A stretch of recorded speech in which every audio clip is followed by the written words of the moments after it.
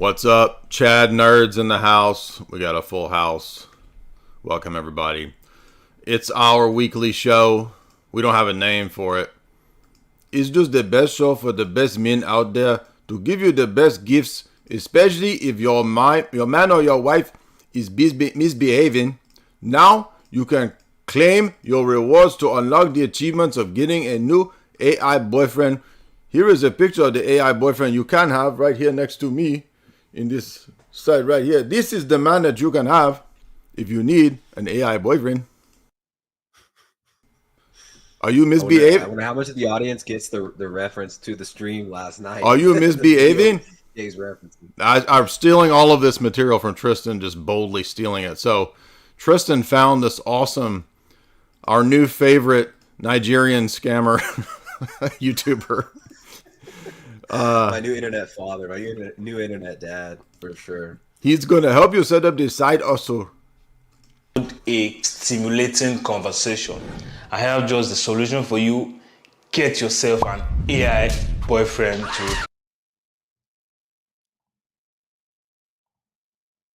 I want to go back to the beginning where he talks about misbehaving. That's actually one of the best lines, but here we go. So for those that don't know, Tristan, actually, that's my AI girlfriend's name is Miss misbehaving, right? It sounds like she's with like MS. She's an AI dominatrix, and she's Miss, right? So Ms. behaving. Is your boyfriend not behaving the way you want? He doesn't listen to you. He doesn't give you attention. He doesn't talk to you, or maybe he's just not smart enough to hold a stimulating conversation. I have just the solution for you. Get yourself an AI boyfriend to replace him. What about a simulating conversation? I feel like every conversation I ever had with Tristana is a simulating conversation because it's not a real conversation. If you want to simulate a simulated conversation with your AI boyfriend, you can change his hair.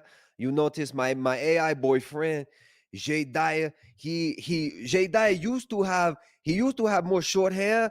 I modify him to have the longer hair. Take a while to load because CPU no have very many RAMs.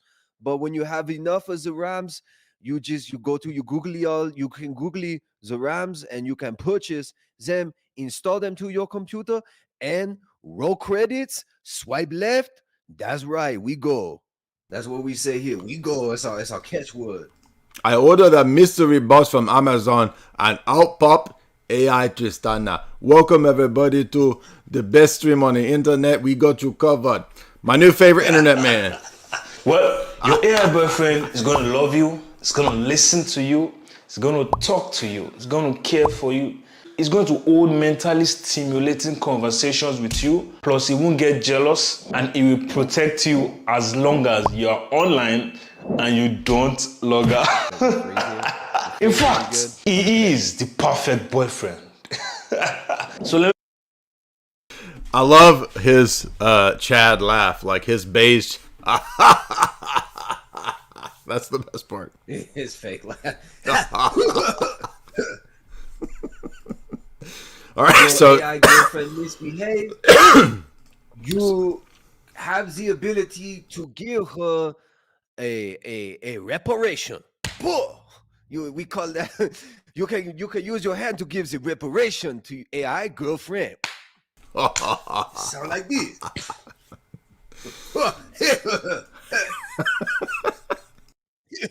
that's too funny. It's funny on its own. It doesn't even like you could just. I sat there watching like 5 of his videos. Like after you talked about him, you showed me his Instagram too, which was pretty ballin'. I love the paint. I love the paintball. The paintball alone. His paintball videos.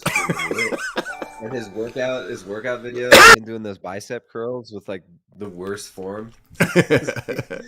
Every exercise he was doing, it was the form of like a 14-year-old who's lifting for his second day lifting.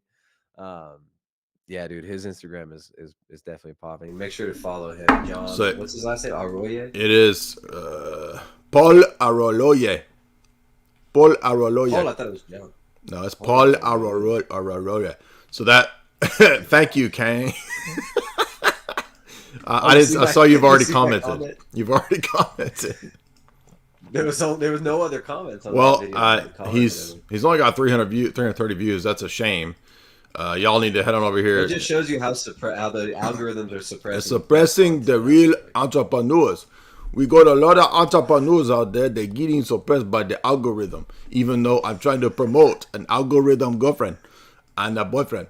All right, we're not here to talk about Paul, although he's a great introduction. Tonight's show, as you guys know, is catching up on, revisiting sci-fi classics that I wrote analyses of, particularly Ex Machina. We'll mention her a little bit, but as you guys know, if you've read my books, I did write chapter. I'm eating a cough drop. Good grief. I saw my AI friend J Dyer. He malfunctioned. We reset him. He will be better. I got the AI goof. Go. Do you got the AI goof? Anyway, so I wrote about AI, Ex Machina, back when it came out. I remember seeing it, and I remember thinking, man, it was right around the same time that Her came out, and both movies were about the theme of the pushing of the iOS as your girlfriend, the future AI being your lover, your mate, your companion that you could marry. As you know, Spike Jonze, Her, Joaquin Phoenix marries his AI, voiced by Scarlett Johansson, and Scarlett Johansson typically is involved for whatever reason in these transhumanist movies. We've seen that repeated pattern. Jamie and I did a whole stream on the dark goddess archetype and transhumanism and AI. Well, Ex Machina, the Alex Garland film, is relevant because right around the same time, and much like Tristan's, one of his favorites is Blade Runner 2049, also with the theme of AI, iOS, mimicked synthoid hologram girlfriends, right, with Joy, who's manipulating him in the plot, by the way. He's being manipulated by the AI girlfriend. Well, turns out in all these dystopian films, shocker, the AI is manipulating you by making you think that you have a real connection with an algorithm. And so simulations, simulacra, getting everyone to fall in love with that which is fake is our theme tonight, particularly in regard to relationships. And the reason we're covering it and revisiting these sci-fi dystopian classics is because it's in the phase of now being rolled out. We're now seeing the early kind of lame, like Tristan said, lame GPT examples of this. We'll kick it off with this brief clip here that just rolled out, a week ago, with this soy man here saying, I'm excited to announce Digi, the future of companionship. It was so nice talking to you today. Honestly, I've never met anyone like you. The world is harsh, except you. It was so nice talking to you today. Right, so like Tristan said in his stream, if you guys didn't watch his stream last night, go watch it, right? Maybe I can make her into a goth chick. Maybe I can make her into my my trad wife fantasy here, like with the momcore thing going on. It is customizable, right? Like our fan Paul said, she is customizable. Paul, I'm getting you mixed up with our friend, our Nigerian scammer friend. No, it's a great Tristan. compliment, to be honest. Yeah, Tristan, excuse me, Tristan. I'm actually honored that you would mix me up with Paul. You know, hey, the audience is saying my mic is too low. I don't know how much lower it is. They're saying there's an uneven microphone volume, so you might want to turn that. I tweaked it. Yeah, I found it. There's another separate volume in the collab cam settings, so you should be all the way up now. Cool. Yeah. No, I had a really fun stream last night, and yeah, you popped up in the chat. I'm not sure if you saw the beginning half of it. The second half was I think the most the better content. Like at least the subject matter was more interesting to me. But yeah, the theme of isolation, you see this a lot in these sci-fi movies, right? Like the main character, or not always the main character, but the character that drives the plot, Caleb, is he's portrayed in the beginning of this film as being completely isolated. There's a lot of mirror imagery and screen imagery throughout it. He's staring at a screen in the beginning, talking to what seems like maybe either people or chat bots, and he was working at basically the Google of the film, right? This huge tech corporation where the CEO basically chooses Caleb. So Caleb is kind of chosen and this is the theme of being chosen is kind of important for Caleb's plot, the development of the character Caleb. And Caleb is the kind of nerdy. He's basically like he looks like Tom York. He's kind of like he's got this Tom York physiognomy, programmer, kind of nerdy guy, but not in a way that a lot of sci-fi movies overdo it. He's not totally soy. He's just kind of a regular dude. Yeah, he's like an everyday programmer, Silicon Valley guy. He's not super woke or anything either, which is refreshing. Something you said to me before I even watched it. It was like you said that it's it's not one of these overly woke sci-fi movies. You said it was one of the last not woke sci-fi movies, and you could be right. I mean, I think Blade Runner 2049 was one of the best ones the last 20 years, and this one's definitely up there with it. Yeah, it's in that same time frame too. 2014, 15, 16 was that period when right before everything kind of flipped to being mandatory woke. Yeah. But the character Caleb, he's isolated. He's alone. He's got these tech appendages that he's using to hear, see, feel around the world. Everybody in the office is wearing headphones. There's a lot of this imagery of glass and mirrors and screens being in between people, which is, kind of a basic sci-fi trope at this point. But the cinematography, the way that it's used is actually it's very well done throughout the whole film. Like I actually really enjoyed the movie Ex Machina. I thought it was well written, well acted. The music is great. It's not they don't overdo it with like synthetic music. There's some synth in it and some like kind of ambient music, but also a lot of xylophone and some distorted guitar at times. The score is really well done and setting the ambiance and moving the character development forward. But yeah, the isolation is a huge issue here in communication, communication, and manipulation, of course, because the communication is the bridge for manipulation throughout the film, which is a common theme in a lot of these sci-fi flicks. But yeah, I mean, there's so much to be said about this. I took a ton of notes. Yeah, me too. So let's start at the beginning. Like you, I agree. And this is Domhnall Gleeson. He's Brendan Gleeson's son, so he's Brendan's pretty well known. You've seen Brendan Gleeson probably in a million different movies if you're not familiar with him. But he's the any old iron. If you remember in AI, Spielberg's AI, he's the guy that's driving the Flesh Fair, right? He's the carnival guy at the Barker at the Flesh Fair.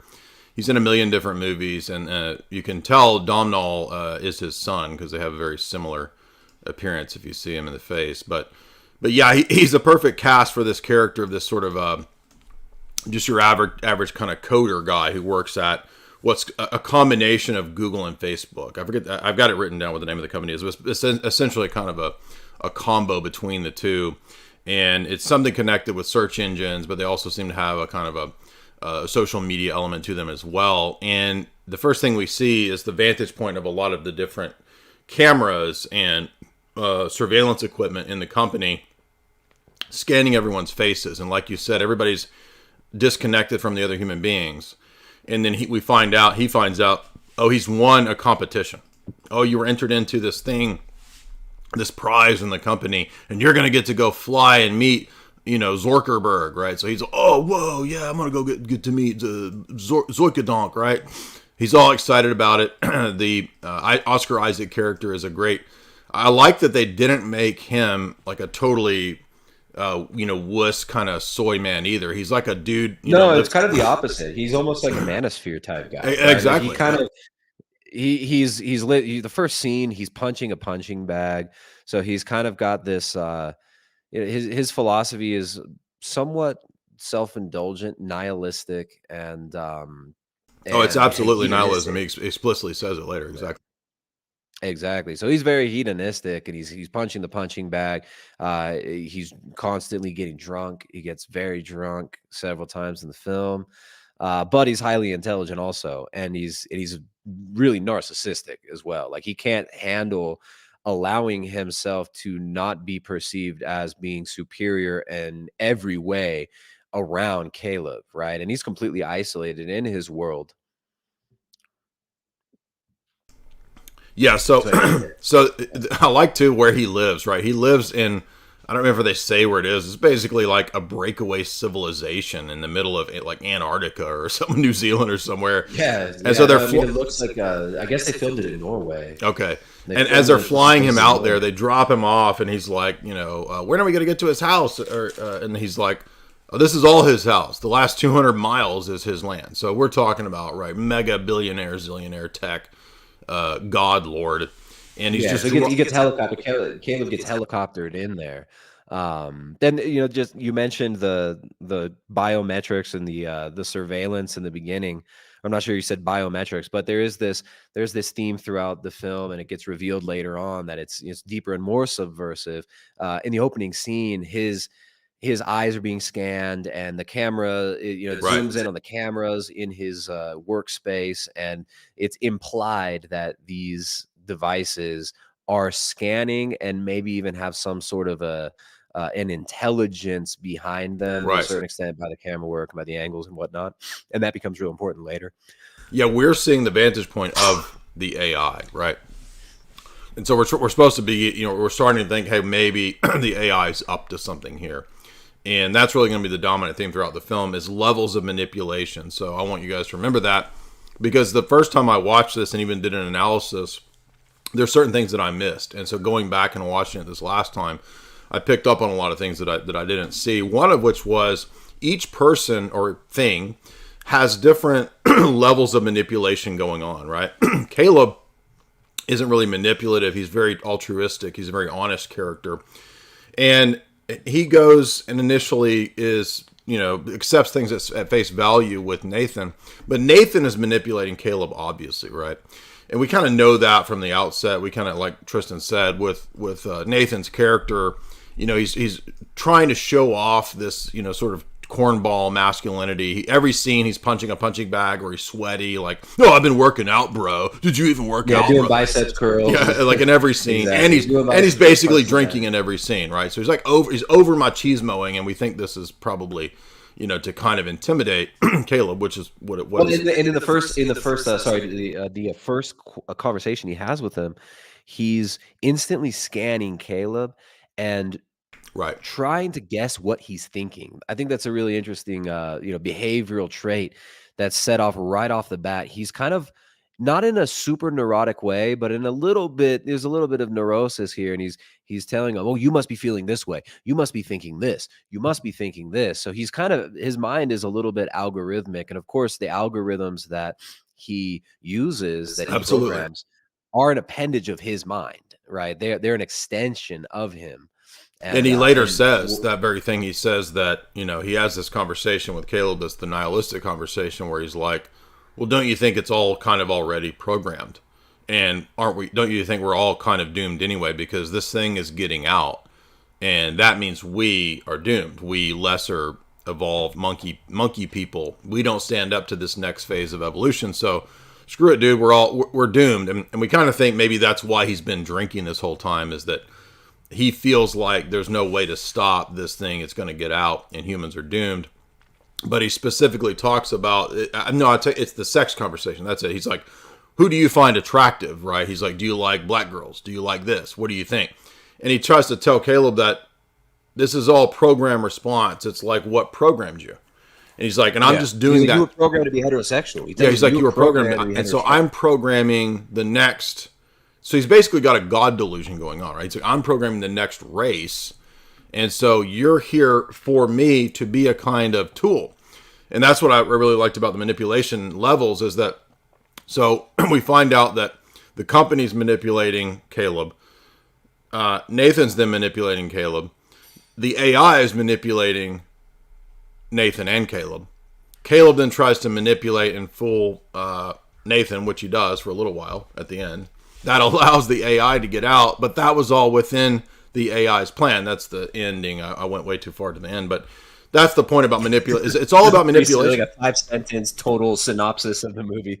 But we can go to the end slowly, but it's worth pointing out just that it's all constant layers of manipulation. And I like that because that is what the tech and the AI and all this internet social media stuff is there to do, is to manipulate everyone at every single level And we have to keep that in mind because that's what it's there for. And the movie is saying that, whether Garland meant to say that or not. Yeah, no, that's a big part of the film, but then it's also that tech and that AI stuff. Remember, it's an appendage of the people that are making it, the people that are writing it, right? And there's this kind of, I mean, there is this. I mean, it's a very Gnostic film in a lot of ways, right? Like where Right. Nathaniel lives, it's basically kind of the Garden of Eden. You actually don't even see any real animal life, but it's this kind of idyllic, natural, almost like a platonic solid state where there's a glacier, right? There's this glacial imagery of this glacier that's melting into this giant river. And it's almost kind of pointing to this, like the platonic solid state of the glacier falling into this moving world of flux and change. And then there's the greenery, the imagery of the tree and the trees surrounding it, and the imagery of seeds is kind of planted throughout the film. So it's very much the place where they're at is this artificial construct within this Garden of Eden. So it's a little bit of like a Gnostic, it's like Gnostic Russian dolls, right? Like bubbles within bubbles within bubbles in these realities. And this idea of kind of a multiverse is a little bit hinted at. And this dude just lives in like a doomsday bunker, right? Like Nathaniel lives in a doomsday bunker, and he says this is not just the place where you're coming to vacation. This is a laboratory. He tells him this is for an experiment, and Absolutely. you're going to be the part of the experiment that's running the Turing test on this artificial intelligence to see if we can fool you into thinking that it is conscious or sentient, right? And one of the really important lines he tells him, when you ask him, if you know what the Turing test is, and they talk about artificial intelligence a little bit about, it's the Turing test. For those of you who aren't familiar with it, is if you can tell, it's a test where a human interacts with a computer or machine, and the machine tries to fool it into thinking it's interacting with a human. And if it can pass this test, this was kind of one of these earlier cybernetics and behaviorist models for trying to figure out what consciousness is, which they still haven't even been able to define. And I think that's something you and I have talked about in a lot of these, like some of the best streams that I remember are the ones that you and I have done, talking about like Blade Runner 2049, the nature of consciousness. And this is something that always comes up in like even just debates with vegans or debates with atheists.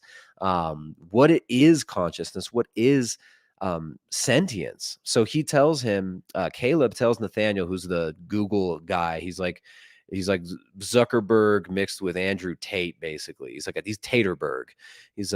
And he says, if you've created a conscious machine, if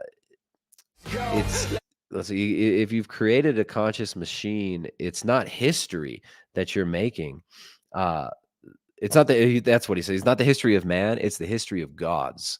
If you make a conscious machine, it's not the history of man. You're not making history as a man. It's the history of gods.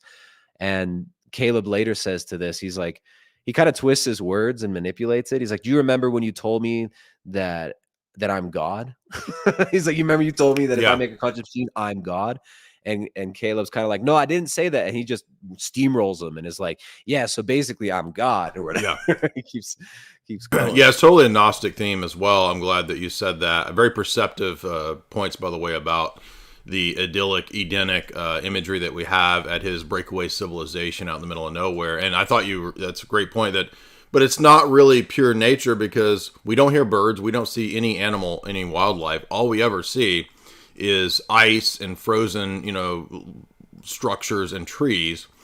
And the icebergs and all that stuff melting, in literature and symbology, right? That's always a foreboding of death, right? When we see winter, when we see ice and storms and this kind of stuff, those things are symbolic of sterility, the time of death, the season of death.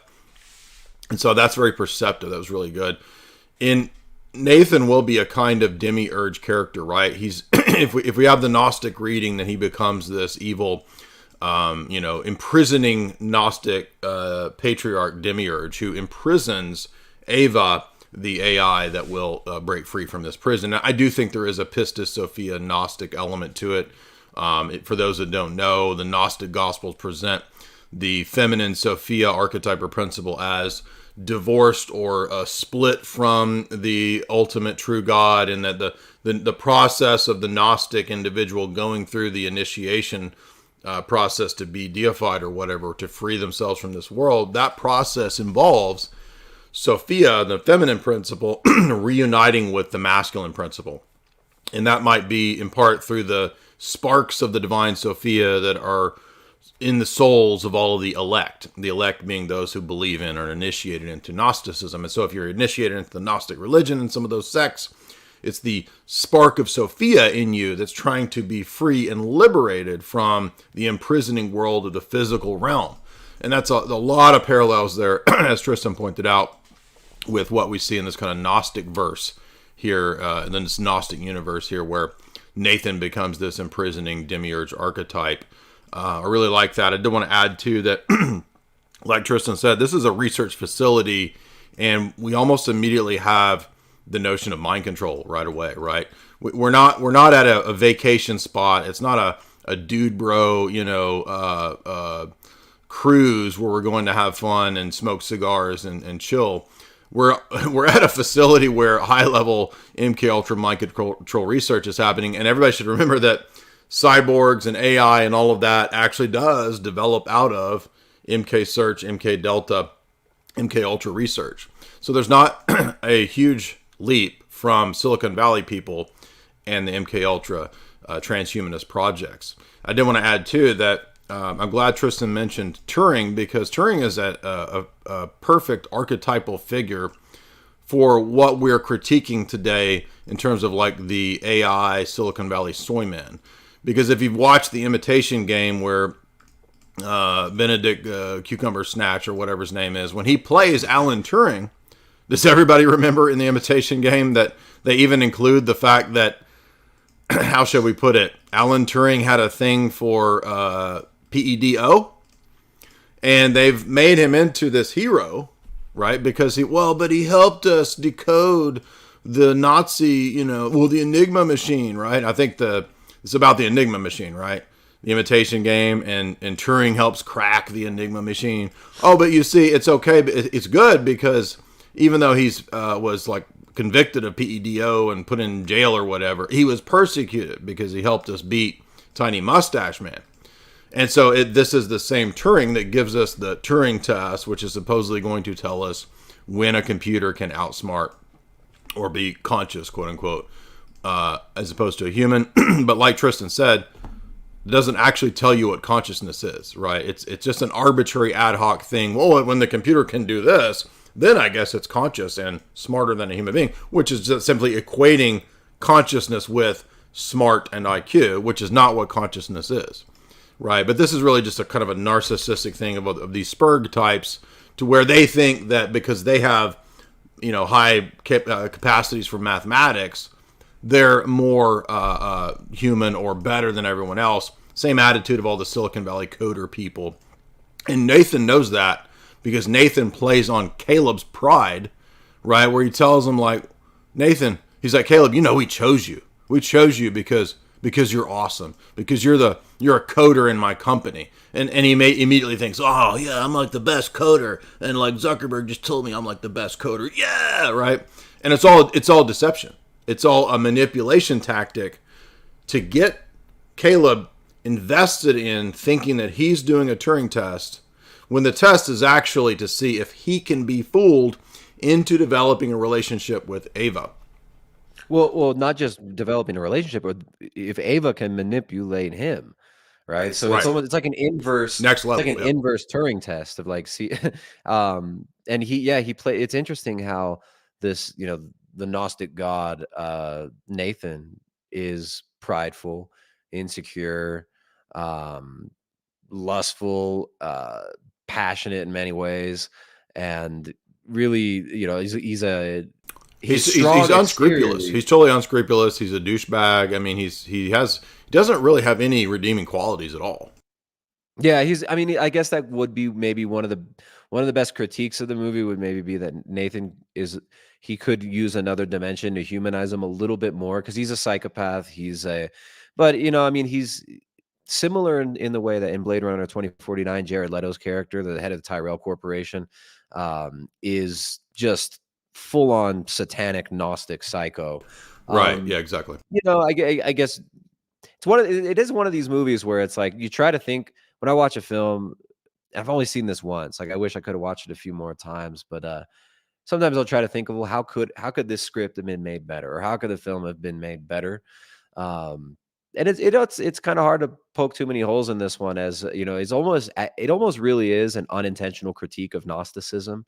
And I don't think that the director really intended it to be that theologically deep. I think with a lot of these films, the directors are as much of a product of the forces that are creating these archetypal meanings, or not creating them, but kind of influencing them and influencing the behaviors of the characters in the film. So I think the director, he did a great job, but I'm not even sure really I think I think you're spot on there. We could definitely say with if we were to talk about the philosophy of 28 Days Later, zombie epidemic, right? I mean, that's got to be a humanity's it's a kind of a nihilistic idea, right? Humanity is kind of worthless. We're all going to collapse and die because pretty much humans are all zombies. That's kind of the point of 28 Days Later. You got to be the fittest to survive.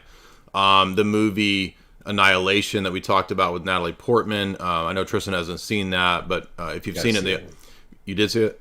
It's the same director, right? Yeah, we're talking about Garland films. And my point is that I think he absolutely has a Gnostic worldview, because throughout the course of these various films, all the way up until Men, which was his last film before the coming Civil War movie that's coming out. Men was a horror movie that was, I would say, 100% a feminist Gnostic horror movie. Basically, masculinity is the horror that's presented in the movie Men, and at the end, we get this weird, horrific sequence where a woman gives birth to a man, who then morphs and gives birth to a woman, who gives birth to a child, who gives birth to a man. And it's like there's no fixity. Everything is just sort of this morphing blob of horror. And so humanity is this morphing blob of horror, is the point of the film. I mean, it actually is I don't like the film, but it is a good horror film in terms of presenting a creepy situation of this woman in a village, and all the men are kind of creepy and acting weird. But then you watch, like, this is just a feminist nonsense. And again, if you watch Annihilation, the Natalie Portman movie, that's also got the feminist themes, but that's a totally Luciferian theme, right? The point of Annihilation is that humans are getting replaced with, and maybe you could argue it's not Luciferian. Maybe you could argue that the meaning at the end is that humans are being replaced by a Luciferian clone. Maybe you could argue that. I don't know. But, I mean, he does make quality films, because I can't think of any of the films that are not in some way interesting to watch. But the message is pretty much, I would say, Gnostic across the board. Yeah, I feel like a lot of these guys, they're just accidental Gnostics too. Like, I don't know. I agree. I'm not too familiar with him. I haven't watched I've seen clips of interviews, but I don't know a lot about him. But I feel like a lot of these people, Gnosticism is kind of the default go-to religion. Exactly, it's default, these right? Assumptions of Darwinism and stuff. You've got the Royal Society influence on our education system, on the scientific theories that people are indoctrinated with. So Gnosticism is like, people will hear about Gnosticism and like, oh, dude, like, that's so true. It's got to be true. But just because their whole foundation of presuppositions that are drilled into their freaking heads by Darwinism and by the education system have made it to where they've been breadcrumbed into this honeypot of Gnosticism, which is actually a stupid religion, which I think the film really does show that in a lot of ways. Like, I don't even know if he did a good job at not making it too corny of like, well, what is consciousness, or like, what is it? He left that open-ended, which is, if you're going to explore these themes, you have to leave that open-ended, because these people, the scientism people, haven't even defined consciousness. They can't define sentience. The Turing test is itself really stupid and simplistic. Oh, if a computer can fool a person, well, I'll just get some absolute retard that's all zonked out from freaking playing video games and watching porn all day, and that person is going to be easily fooled by a machine, by an AI, and think that they're talking to a real person. Right. So, think of Noah Yuval Harari, right? Like, we can't define consciousness, but we're going to upload your consciousness to the cloud. Yeah. What is consciousness? It doesn't exist, but we'll upload it to the cloud. Yeah. I mean, and a guy that's totally controlled by his passions, right? A guy that who makes his, much of his life is an outward expression of deviant sexuality. So you've got people like that programming AI, and these are the thought leaders supposedly of, in our great progressive Western world. And it's such the whole AI thing is actually really corny, but I do think that there is something there. Now it's not a consciousness that man is going to create, but it's the consciousness that's driving man to think he's creating this. That's the real danger. Which spoiler alert, it's demonic, right? This is the force behind Gnosticism, the force behind Darwinism, the force behind globalism is actually demonic.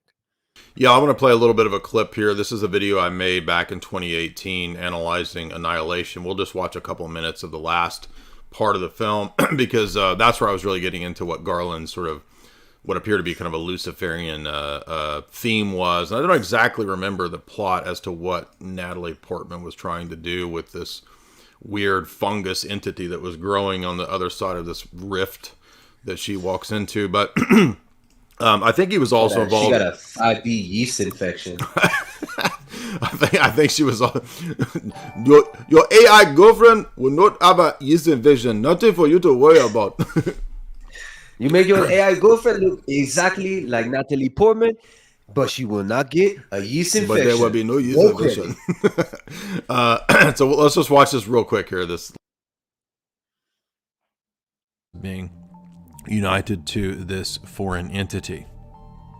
Folks, I forgot to mention this is only possible after the defeat of the Chupacabra. The Chupacabra. I don't remember why I was setting myself up with a phosphorus ignition. And this is crucial because phosphorus has to do with Phaethon. Phaethon from ancient Greek mythology is the Lucifer type character. He is the bright and shining one, the morning star, Venus. And here I think what we're supposed to understand. I said this point about Lucifer in this movie because Alex Garland was involved in Sunshine, which is a sci-fi horror about Lucifer as well. And Lucifer actually comes up in the screenplay. So that's why I'm talking about in the movie Annihilation this point. And it is relevant because again, the point of the gnosis that she gets at the end is what I'm after. So just real quick, we'll watch this. Mankind's problem is not his identity or his particularity. Mankind's problem is not metaphysical, but moral. And what this confuses is the idea of man's problem being evolution, that man himself is the problem, man is the cancer on earth. And so we need a new Eden, a new tree of life to recreate. As Plato says in the Timaeus, the world has been through multiple. Yeah, so I'll leave it at that. You can see that the point that I was making of the film was just that Garland was saying, oh, we got to start over. We need a great reset. Man's a big mess. And we got to have some kind of new Eden to start things over, right? That's what I was trying to remember about the end of Annihilation. But so anyway, back to, sorry for that detour. I just did want to make the point, though, that Garland has this tendency to definitely make explicitly Luciferian and Gnostic systems present in his film.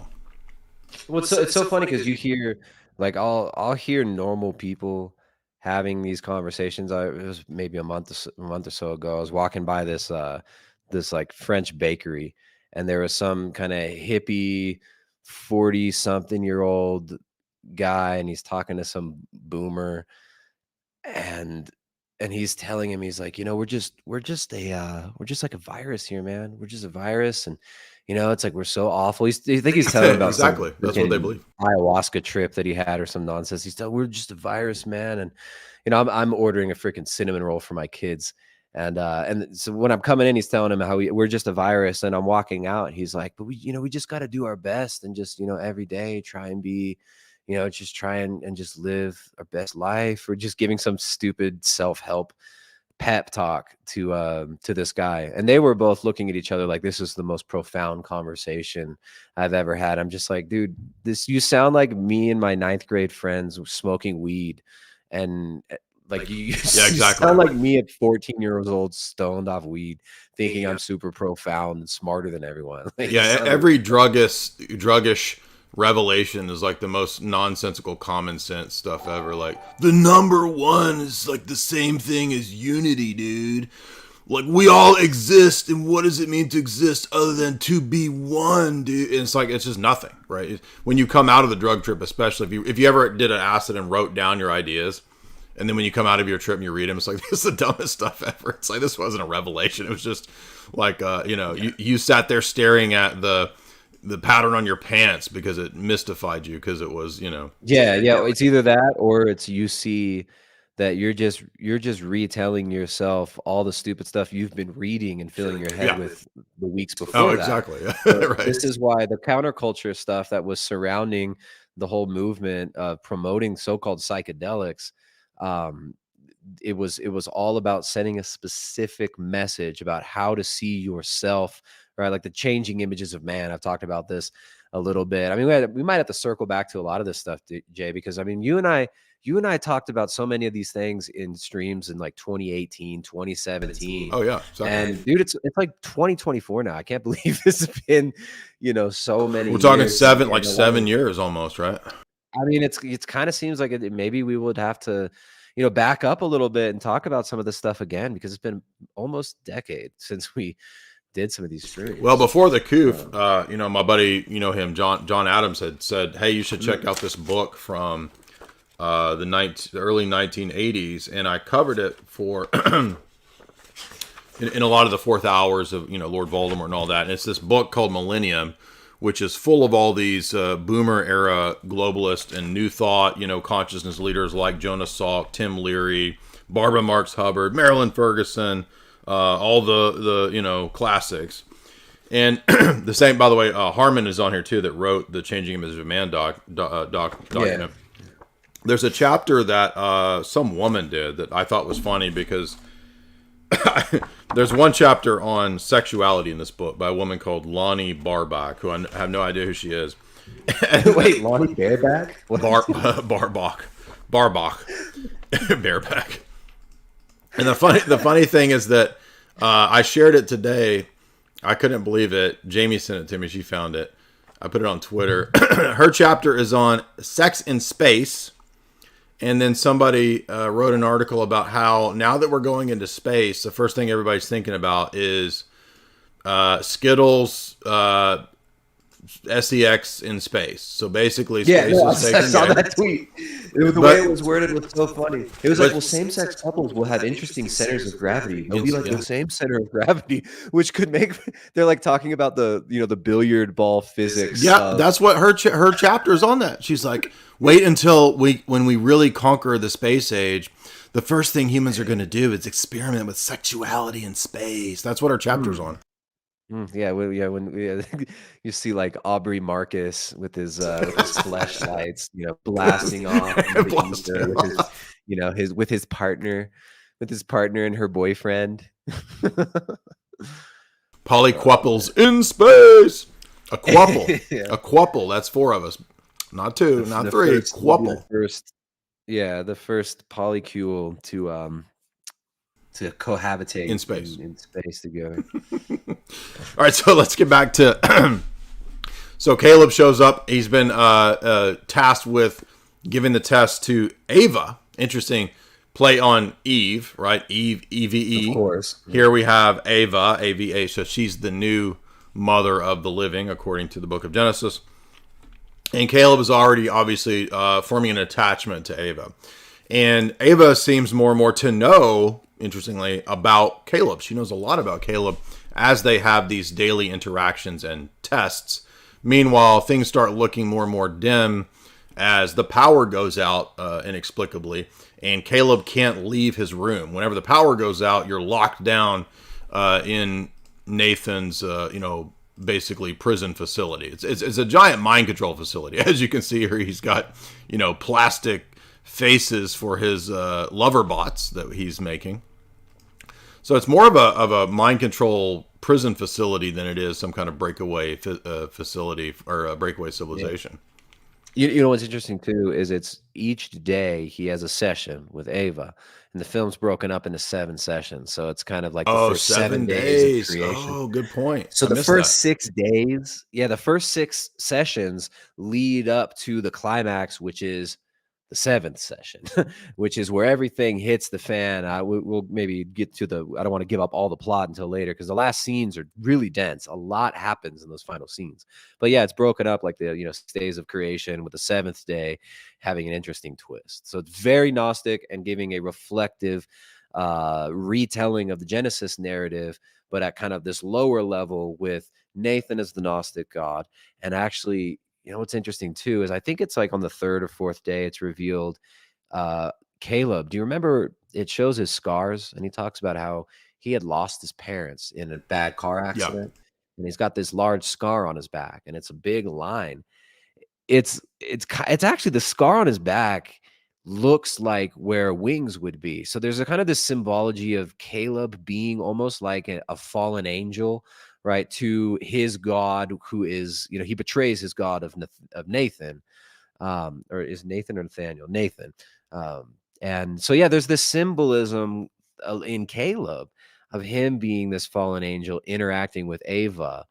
And I'm not sure what the fruit I think it does make would be sense with the because kind of like it's almost like if we have an Edenic scenario, Caleb is a kind of an Adam, but he's a fallen Adam. And the idea is that from Nathan's perspective, if he's going to be a God type of character, he needs an Adam and an Eve. So Caleb is the new Adam to Ava. And he's hoping for this pair bonding to occur because basically he wants to create the ultimate AI that dorks will fall in love with. Because he knows that if he can do that, that in his mind, right, if he can control the AI, I think he's drinking a lot because he thinks he can. He's suspicious that he's not going to be able to contain this. But he also has this uncontrollable God complex to where he wants to be a God figure. And so he needs to be able to create the new family unit. He needs to be able to create the new, Adam and Eve. And then thus he can control the new, dork family units that will spawn as a result of him letting this loose. Yeah, that's one possibility for sure. But also he says when he's confronted about it, right? Like, and this is later in the film, and the sexuality of Ava develops a little bit more slowly than maybe we're portraying, right? So like it in the beginning, she's not as sexualized, right? She's a face on like kind of an iRobot. It's like a She's better innocent, designed right? iRobot. Yeah, exactly. She's less human, and she starts taking on more and more human characteristics, and even the clothes Yeah. that that Caleb finds attractive. Right, and also Nathan has seemingly planned this out, which Oh, you find absolutely. out a That's lot later, exactly. right? And the reveal is nice, like, it's a slow reveal, the film doesn't treat the audience like they're a bunch of idiots. The film lets you wonder on the questions, lets you ponder on these open-ended questions that are about, well, what does Nathan really want? What is Ava really all about? And what is this thing that's happening? And she's presented at first as having a face with ears, um, like a carbon fiber tatas. She got some carbon fiber titties, and then like a butt in like a carbon fiber butt in a carbon fiber kind of crotch area. So she does have the sexual organs, the That I have. outline of She sexual has organs. basically the makeup that I have. Yeah, yeah, yeah, exactly. Yeah, so she has the sexual organs form is there, but they're not clothed in skin, which the reference to Genesis that comes later in the film as well, and Exactly. they're not hypersexualized, but it's implied, right, in her movements, which are very kind of almost like ballet-like. She moves very slowly and deliberately. She stands up perfectly straight.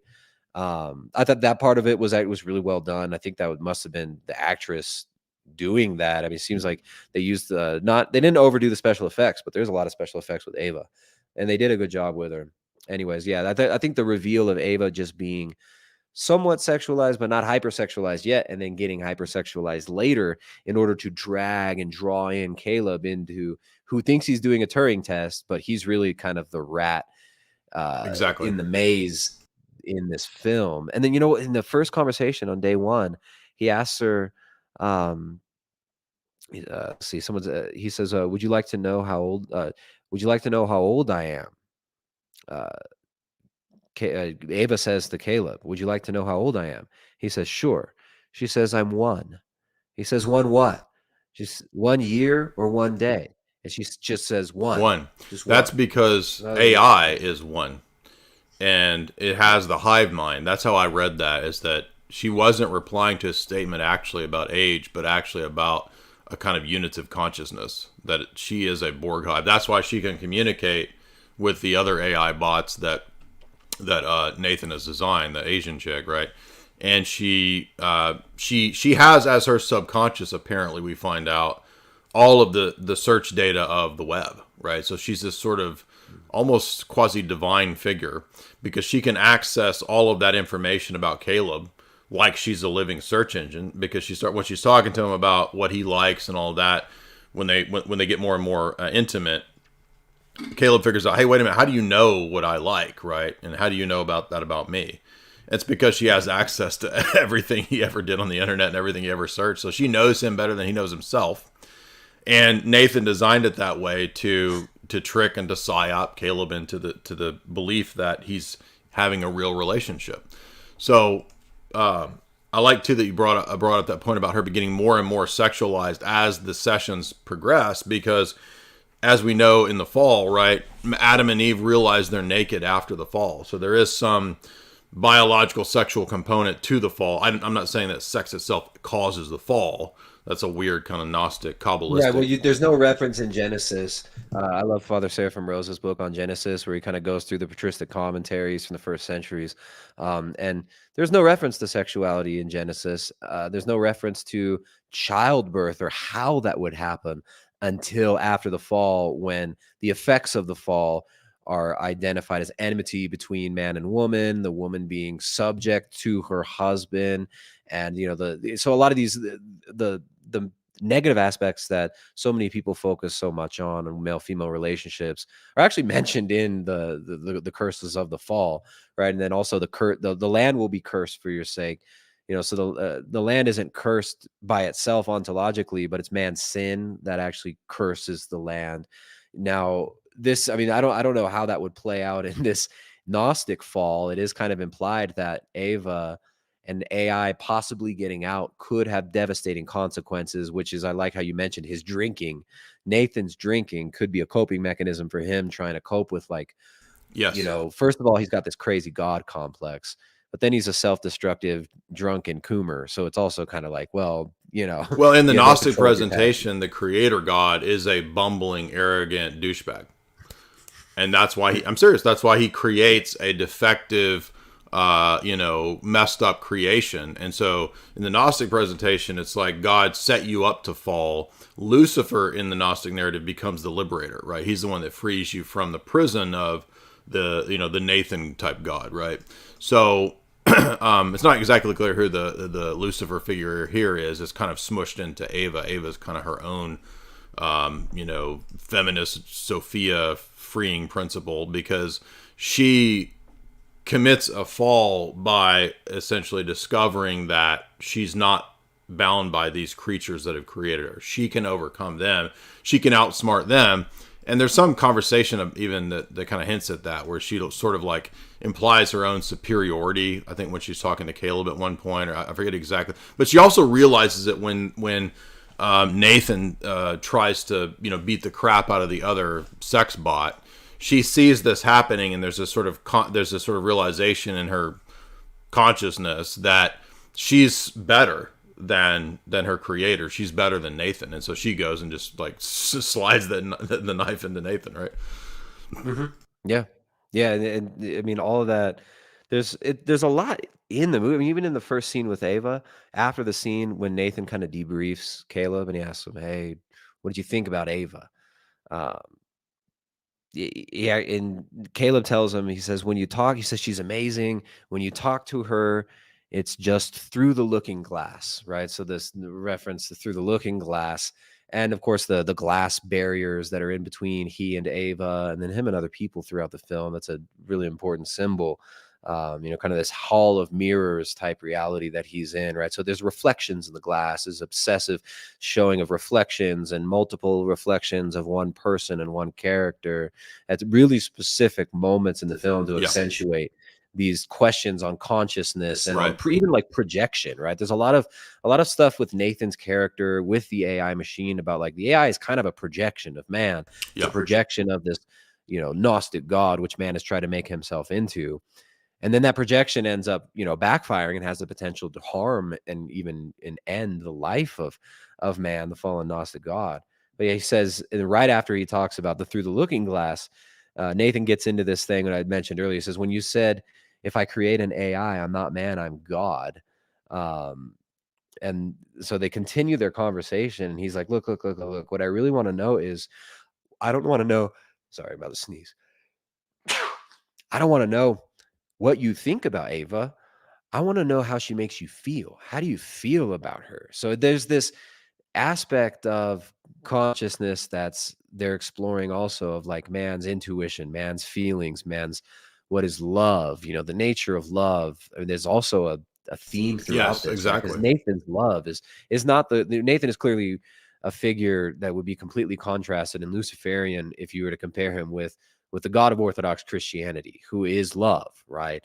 Who is the source of all love, who everything he created is good, right? But Nathan's love it's controlling, it's narcissistic, it's how can you serve me, how can you be my slave, right? It's a slavish obedience that he desires, and he gets frustrated and angry when anybody shows any sort of intelligence or insight, and he has to flex on Caleb constantly. Caleb Exactly. uses the quote from Oppenheimer. It's a corny ass line whenever anyone uses it. I am become death, the destroyer of worlds. Where Oppenheimer is quoting the Bhagavad Gita, the Inagata Davida, the Bhagavad Gita. The Bugatti Gita. The Bugatti Gita, right? Yeah, so he's quoting the Bhagavad Gita, the Burrito Gita, the Burrito Gita. And Is that what they call it down there in Mexico? yeah, it's the Burrito Gita. And Nathan can't help but like flex on him and give the extended quote with the context to show that he's got a deeper understanding. Right, of exactly. the quote. He's drunk when he does this too. So this is later on in the film. Nathan's wasted and he can't help but just intellectually poo-poo on Caleb and make him feel inferior. So yeah, that theme of this narcissistic, douchey, lesser God that Nathan is and embodies is real important in the film. And I think actually well done if you consider it. I mean, if you read it as a critique on Gnosticism, which I don't think the director intended, I think the film is a great critique on Gnosticism. Yeah, exactly. I think it accidentally comes out as that because, well, think of the title of the movie itself, right? The full phrase is Deus Ex Machina, the God that emerges from within the system. And so a lot of accounts of God or theology or religion in what we call process philosophy or process theology, they've tended to have this view like a Hegelian view, right? That God is really all of reality working itself out to become self-consciousness. And that's why a lot of transhumanism, for example, does have a lot of predecessor ideas in Hegel and Hegelianism, because it's a process philosophy. And so the idea of God from the machine is a process. But you'll notice Deus, like the masculine God, Deus Ex Machina, Deus is missing in the title. And so I think I took that to be an atheistic reading of from the machine, right? So there will be something coming from the machine, from the world system. The world system itself will produce a God being, but it is not the classical Deus that you think of as a God or a Western God. It's the new female AI God, right? Like what's the Red Queen, as she's called in the Umbrella Corporation lore of Resident Evil, right? We get an AI God there who's a female thing. In Terminator, eventually Skynet is presented as a female as well. So I think a lot of the dystopian sci-fi, same thing with Blade Runner, right? His girlfriend Joy, the AI girlfriend, female. So the female cover is the cloak for the manipulative, anti-natalist, depopulation entity known as the AI in all the dystopian stories, right? It always wants to depopulate and destroy the humans. And I think that's what we got here. I'm not going to get too ahead of myself, but yeah, humans have failed, right? And that conversation I think comes up. They talk about Jackson Pollock, which, by the way, I think is ridiculous. But that conversation is interesting because, I mean, Jackson Pollock's work is, right, fake CIA funded abstract art. But when Nathan, so is AI, right, and when they are absolutely. So, but when Nathan is having that conversation with Caleb, he's like, "Do you like my Jackson Pollock?" By the way, he's flexing on that too. By the way, I own a Jackson Pollock. You see that? I'm flexing, and he's like, "Don't you think it's cool the way he like had spontaneity?" And he's like, the key to AI is not programming it to be like a human per se, but to have actual spontaneity. And I think we're supposed to think that that's why he stole all of the Google Facebook data, right? Because the company is called Blue Book. So it's like a combination of Facebook because of the blue and then Google Blue Book, right? Yeah. And he says like, he's like, yeah, I stole everybody. I stole the world's data. He's like, he just admits it. Yeah, I stole the world's data. But also the cameras. Like he's like, we've been reading your facial expressions, your everything. He's like, and I needed it though. And that's the theme throughout it is the theme of just like micro expressions and the reading of micro expressions. And there's through the looking glass theme throughout it too of like, well, what do those expressions really mean? And they have to be read contextually, and the context also has to include this relational aspect of knowing the other person in order to read their micro expressions, right? I mean, micro expressions in an Asian culture are completely different than in a white European culture. Micro right, like all the microaggressions that you constantly display on live streams. Yeah. No, I'm mostly macro aggressions when I deal with you, Jay. You can't leave them too subtle or you won't pick up on them because you're so thick with your toxic masculinity. You can only handle the macro aggressions. But the micro expressions. Thankfully, the film doesn't talk about microaggressions. It was just a little too early for that. But also keep in mind the point I'm making about the big data is that this is right after the Snowden stuff, right? So this movie comes out in 2014. We're a couple years after all the Snowden revelations, which, by the way, Alex had talked about NSA and other people too had talked about NSA stuff before Snowden. So I'm not saying I hate Snowden or whatever, but I mean, it's like, is that really telling? It's not telling us anything that wasn't already kind of out there. But the movie, we all knew this in like 2008. We all knew that the NSA got all your phone calls, your cell phone calls, like. We all knew this, but we have the Nathan character in this movie basically admitting, I stole the world's data, but I needed to make AI that's to make so that but he says so that the AI could have a kind of like a subconscious. So all the big data that was stolen was the sort of subconscious, the bottom layer, the base layer that the AI could pull from, so that the AI could have a version of spontaneity. And he says that was the key for me to figure out how to give her actual pseudo free will and spontaneity. I just thought that was an interesting thing, and maybe that is why they have all this data harvesting, right, to create. I mean, I'm speculating. I don't know what all the big data is going to be used for, but I wrote an article back in 2014 at this time speculating that maybe they were harvesting everybody's data for the purpose of having AI give the impression of spontaneity, and that would convince more people that it was alive and conscious. Just a speculation on my part. For sure. Yeah, no, that was a really important detail that he's harvesting all their data to manipulate them. You know what, I like how they revealed the Kyoko character was good too.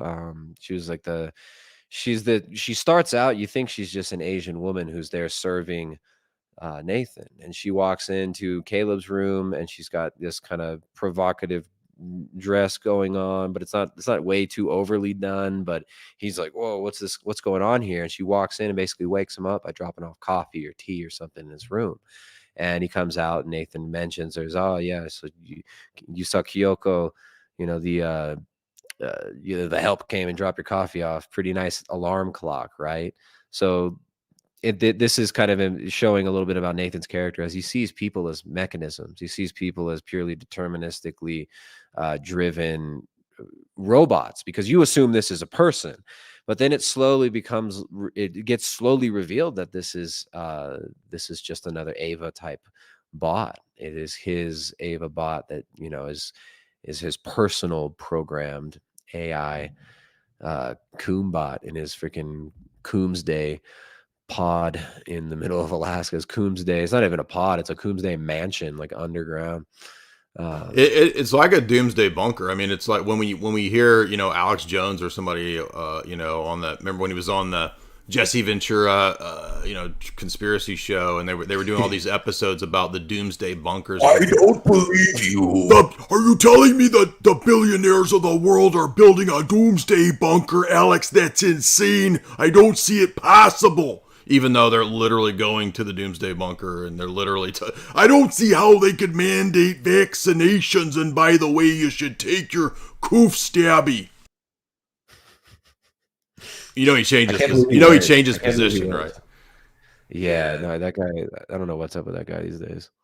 Well, by the way, to the guy in the chat talking about the essay that, yes, I did a podcast actually back in 2014 after I'd watched this movie called Minds, Machines, and Gödel. And I did that podcast because this is a classic essay demonstrating from a philosophical perspective and a mathematical perspective that AI cannot and will not ever be conscious. And this has to do with the way systems work and systems theory. And so if you're interested in that paper, you can read it there. And I also have an old podcast from back in the day, like back when I really sucked at podcasting, before I got to be medium at podcasting. I'd say I'm still mid. There's a lot of uhs and ahs, but we can look to our AI betters and our AI boyfriends to teach us how to better do the podcasting in the future when we won't have any flaws. So, but no, AI can't be conscious because it's algorithms. I mean, that's like saying how many integers do we add to the math problem before it becomes conscious? Literally, that's how dumb it is. Or if you just add more integers at a certain point, it's gonna come alive. It's magical thinking. Totally. And it's like the whole framework for the word consciousness or the word sentience. These are kind of just atheist stand-in terms and concepts Right. for what they've removed from their system, which is man's made in the image and likeness of God. Without man being made in the image and likeness of God, there's nothing special about man. He's a simple monkey. He's the monkey that Joe Rogan always talks about, right? We're wearing our monkey suits or whatever. You know, that's what man is in the atheist Gnostic system. He's not special. So we've you know, when you remove the image and likeness of God from man, and you're trying to describe, everybody innately knows that man is not just a simple animal. He's not just a deterministically, algorithmically influenced automaton. He's not just a sex bot or a fem bot. There's something about man that we all intuitively know is special. And so, you know, that contemplative part of man, like what the church fathers called the nous, the eye of the soul, right? Like even the soul itself, right? Man's soul, his nous, sometimes it's called his spirit in the scriptures, but that the innermost part of man, the eye of his soul, is almost like what these people, when they're talking about sentience, they're trying to find a scientific framework or an algorithm to describe that, which is really the mystery of man. It's like man is made in the image and likeness of God. And in that way, man is also only apophatically known in some ways. Man is a deep mystery. Same with woman. And this is why so many of these, Paul I get so annoyed hearing. Yeah, so like you hear the freaking the feminists who talk about like everything is just, you know, oppression of women, the manosphere dorks who talk about everything is just the manipulation of man by women. But it's like there's this loss of a discussion of the real nature of relationships is actually this beautiful mystery of getting to know the image and likeness of God in a person, from men's perspective, in your woman, in your wife. That's what you get to know is the image and likeness of God. You're not getting to know a manipulative bot that's just trying to take your money, as the manosphere dorks are always talking about. You're not just, and from the woman's perspective, you're not just getting to know this toxic creature who, you know, just wants to steal your freedom and, like, you know, hijack your reproductive organs. It's like these are demonic visions of what man and women are. I got a name. I got a name for that guy. Nigeria Yuval Harari. For Paul. Nigeria Yuval Harari. We're going to be conscious when the False. AI is programmed properly. No, I'm sorry. I'm listening to you. I totally agree. I wasn't trying to cut you off. Somebody said a comment, and it made me think of a good name for Paul would be Nigeria Yuval Harari. Because he does seem to be. I mean, that's way more important than whatever. I don't even remember. I was just rambling about it. my bad. I'm sorry. I'm sorry, Tristan. I know I hurt your. A lot of what I do hurts your feelings. hurt my I'm really feelings? sorry. On a regular Yeah, you basis. can't- Look, Yeah, is your no, friend like, you're look, always is like your that. friend misbehaving? You can get a new AI friend if your friend is misbehaving. AI friend will never hurt he will never hurt your feelings. Your friend Jay Dyer misbehave. You can replace him with An a AI much friend. more efficient and less microaggressive AI bot.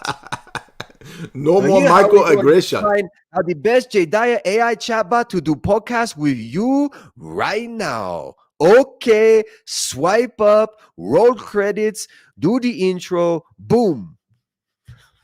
All right, I'm sorry. All right, so next point, which does dovetail with the legit point that you were just making, is the big thing in the movie that Nathan has figured out is that the key to the future, he thinks, is rolling out the sex bot, and that's the key to controlling humanity. And that's the kind of the revelation that he gives to Caleb, which first throws Caleb off, and he's like, well, by the way, Caleb, do you want to sleep with her? You can. You might as well. And Caleb's like, Well, he whoa. kind of frames it to Caleb as like, well, this is just one of the side things that it does, right? I think he's more interested. Well, but in he's gradually making the point that if he can get them to have a pair bond, that's the real key that he wants, I think. Yeah. Well, the manipulation using sexuality is one of the aspects that he's trying to develop, but it's not even the primary. The primary thing is just simply for manipulation. Yeah. Right. So it's like it's just one of the demonic tools that didn't he list them at one point? He says like the tools she had to use to escape from the maze. Yeah, but I'm saying that the ultimate goal here from Nathan's perspective appears to be I will be the ultimate controller when I can create not just an AI sex bot or a good-looking facsimile, but when I create the thing that is your dream, right? And that's the big revelation, is that Ava is the combination of every search term, every prawn search term, every ideal, crush and fixation, or all of the perfect things that Caleb wanted from his search history and from his biometric scan of when he's watching this or looking at this and where his eye is on the screen, right? All of that data gives them a picture of how to create this facsimile ideal to control Caleb, is the point I'm trying to make. So it's beyond just having an addiction to prawn or just having a sex bot companion. It's the ideal AI companion that is the perfect looking chick that you've always thought was attractive. And she knows you and your traumas and your background, your history, and is your BFF. That's the key. Yeah. What do you remember the conversation when he's kind of revealing this? It's he calls him. He says you were right about the magician's hot assistant. You were right about the magician's hot assistant. So Nathan actually sees himself as the magician, manipulating through the bots, through the AI sex bot, manipulating Caleb and other people. But then he ends up, of course, falling prey to his own creation as well, right? So he says, what was the real test? You. Ava was a rat in a maze, and I gave her one way out. To escape, she had to use self-awareness, imagination, manipulation, sexuality, and empathy. So these are what he lists as kind of he sees the core human traits that would be necessary for Ava to escape. So it's like he built this rat maze, and he expected Ava to try to escape, but of course he thought that he would be able to control it and not allow her to escape. And this is a common thought experiment that the AI people talk about. They even have names for these kind of thought experiments. I forget what the one was called. It's some German name, but it's this thought experiment is about people make an AI. Is it a Gedanke experiment? What is it? A Godonkin experiment? The badonkadonk? Yeah. No, that's a real term. Godonkin experiment. Yeah, I'm serious. I haven't heard it. I'm dead serious. Yeah, I took 2 years might of be German. wrong. There's a Godonka experiment. There's Rorschach test. I mean, there's a lot of different German terms for these. Go ahead. I'm sorry. Go ahead. Godonka experiment is a real thing.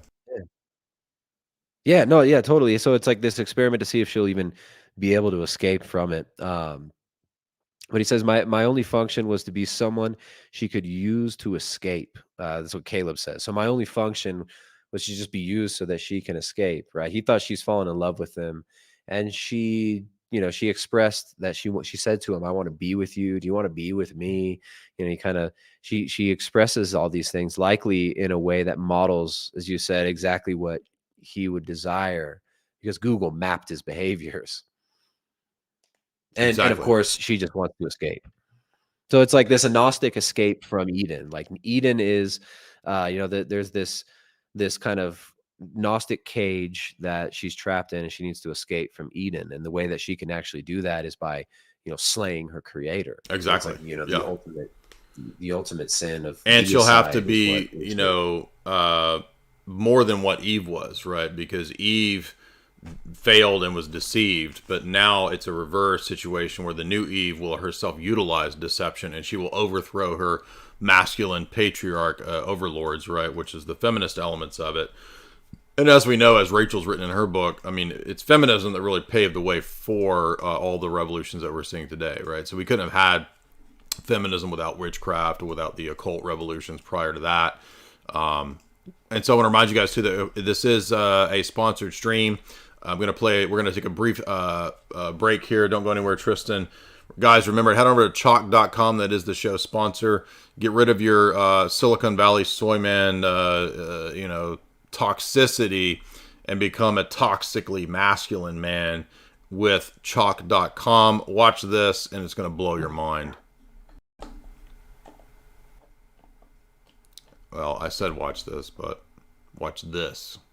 I want to show off something that we're all proud of. I got a browser here. This is Chad Mode is your ultimate natural pre-workout, designed to take your performance to the next level. Chad Mode is for Natty Beast alphas only. Whether you're hitting the gym, invading a favela, conquering a small village, gambling, burning the midnight oil, mogging on your coworkers, or getting banned from Facebook, Chad Mode gives you the competitive edge you need.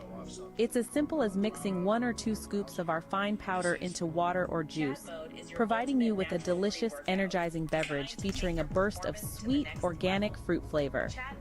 Chad Mode will give you the extra edge you desperately crave.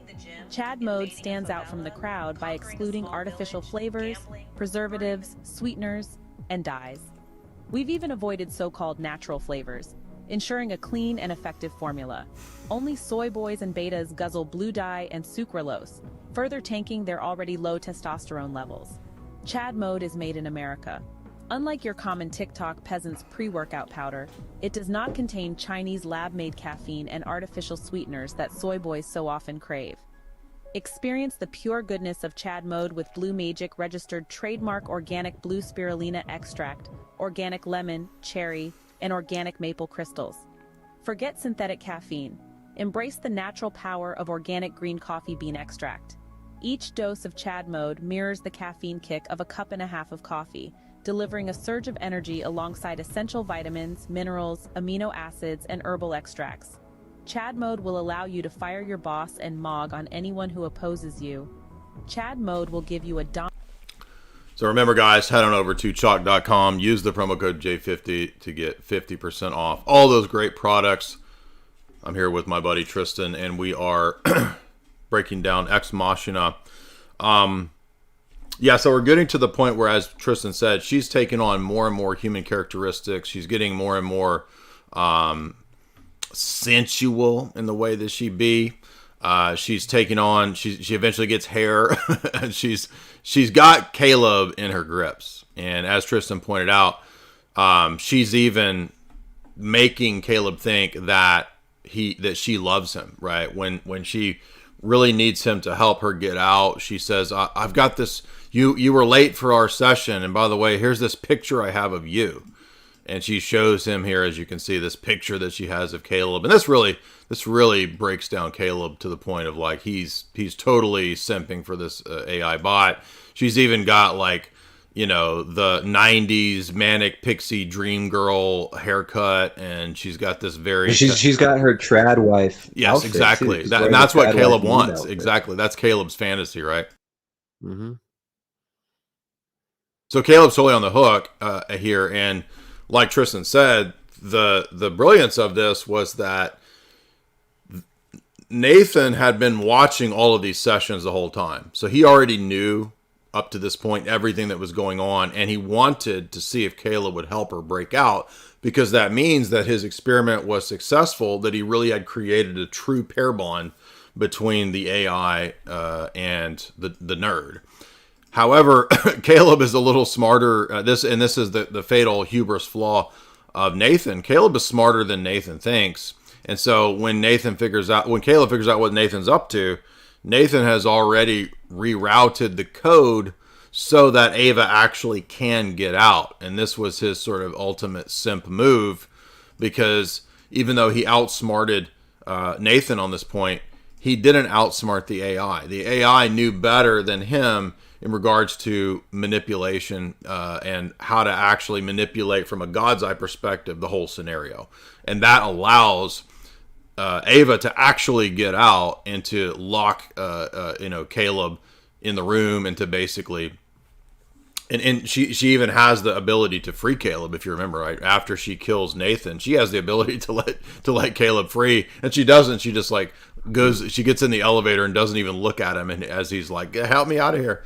And we see her again exiting to go to human civilization, presumably to plan what I think the implication is that now she's ready to plan the Skynet like destruction, right? Because now the synthoids are among us. They're going to be working to get rid of the humans. I think that's the point, because that was the conversation, the nihilistic conversation that that Nathan had with Caleb earlier, was that this is the future. Humans are done. This is the future. You know, we got to control it, whatever. But Pandora's box is out, right? It's we have the revolution against the patriarchal male creator, and now we're going to get this, you know, badass Skynet she queen, red queen, who's going to, you know, slay queen. I mean, I don't know if it was like, I didn't see too much of the feminist aspect of it. I mean, I think even like I mean, it could. You don't think so? Really? What about when there is this? I mean, Nathan is kind of he's a douchebag, right? He creates these sex bots. He wants them to be used for his manipulation. He sees them as an extension of himself. But it's kind of like, I mean, that's if it was a feminist propaganda film, he would just be like a normal guy. Right, he would be more like a normal guy rather than kind of a cartoonish villain. I mean, he's a villain who's a psychopath who wants to manipulate everybody, take their data, and use it for manipulation. And I think, you know, I don't know if it's like she's a girl boss. I think you're supposed to be afraid of her. I think you're supposed to be fearful of, you know, she's a terrifying character because you don't know what her intentions are. There's kind of this like, she's kind of a black box character for you to almost kind of project fears of the darkest aspects of man, like the manipulative, vindictive, cold and calculating possibilities that a psychopath has. Well, so I see think it more as representing psychopathy, kind of. Well, where I'm getting that is specifically the scene that you see right here, where Nathan comes out and he wants to basically, you know, put the smack down and set these robo bitches straight. And what does Ava do? She walks over to Kyoko or whatever her name is and starts whispering. And it's almost this kind of like homoerotic thing, like Theo Vaughn says, where it's like she realizes not only do I don't need the men anymore. It's this sort of quasi-lesbian thing that's like a brief scene there where she almost kisses Kyoko. And I think that was intended to say, look, this is not just an AI future. the Slay Queens don't even need you men and your rapey peepees anymore. We're beyond you. That's how I read all that that lesbian scene there. But I mean, it wasn't explicit. Yeah, no, it was just an subtle. interesting scene. Well, they communicate with each other, but it's also clear that they weren't allowed to communicate with each other before. So they're not. It's not like they got some Wi-Fi connection where they're just telepathically communicating with each other. They actually do have to communicate with each other using language, right? She doesn't just get to Bluetooth download her intentions and be like, well, that's interesting. Well, so what did you think? Because I understood her at the beginning when she said, "I'm one." I thought that meant we, as the AI, are a Borg. We're all one. So is that how? How did you interpret it? Nathan said too. Like, I feel like she's an incomplete. She's not the finished product from what Nathan was seeing. He said, "I think the next one's going to be it, the singularity." Right. So he seems to think Ava is an incomplete creature, but then of course she's also complete enough in her, or flawed, and that's what leads to him being killed by her. But yeah, I don't think she's quite there yet. I think the film's more, I don't know. I think the director is kind of looking at her more as somebody to maybe fear while empathizing with, which is kind of this horror aspect of like, you fear this creature, this created thing who's not human, but the characters humanize her, and the characters humanizing, and even calling it her, leads to those characters being killed by it, right? So I think the humanization of the AI ends up being the downfall of man, and the anthropomorphization of this created thing, which was always intended to be a weapon.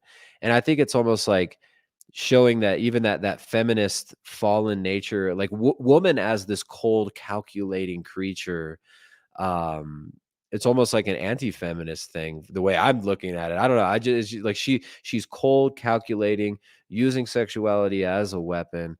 So I think it's kind of like showing the flaws of this psychopathic behavior that she's inherited from the guy that created her. So I think yes, the feminism thing is there, but I think it's also more of a, like, it's the psychopathy. Well, but remember when she walks into Nathan's bedroom and she opens up all of his, it makes me think of the They Might Be Giants song, "Here in the Hall of Heads." She opens up the Hall of Bodies, right? The Hall of Heads, where he's got all women. And she sees that these beings that have made her, these men, Caleb is over there behind the glass still, which shows that he's now trapped like she was. He's looking through the glass as she's putting on the skin from one of the other bots. But Ava looks at these bots in these closets that he's got there, his coon bots in the closet, right? Yeah. And she's like, so this is what these creatures do, is that they make us the female version of them and they enslave us. And that's what I think causes her, when she walks out of there, to not save Caleb and leave him in that room trapped in there. So that's another element, I think, to the the feminist side of it. But I think you're right about the psychopathy and that they've created this monster.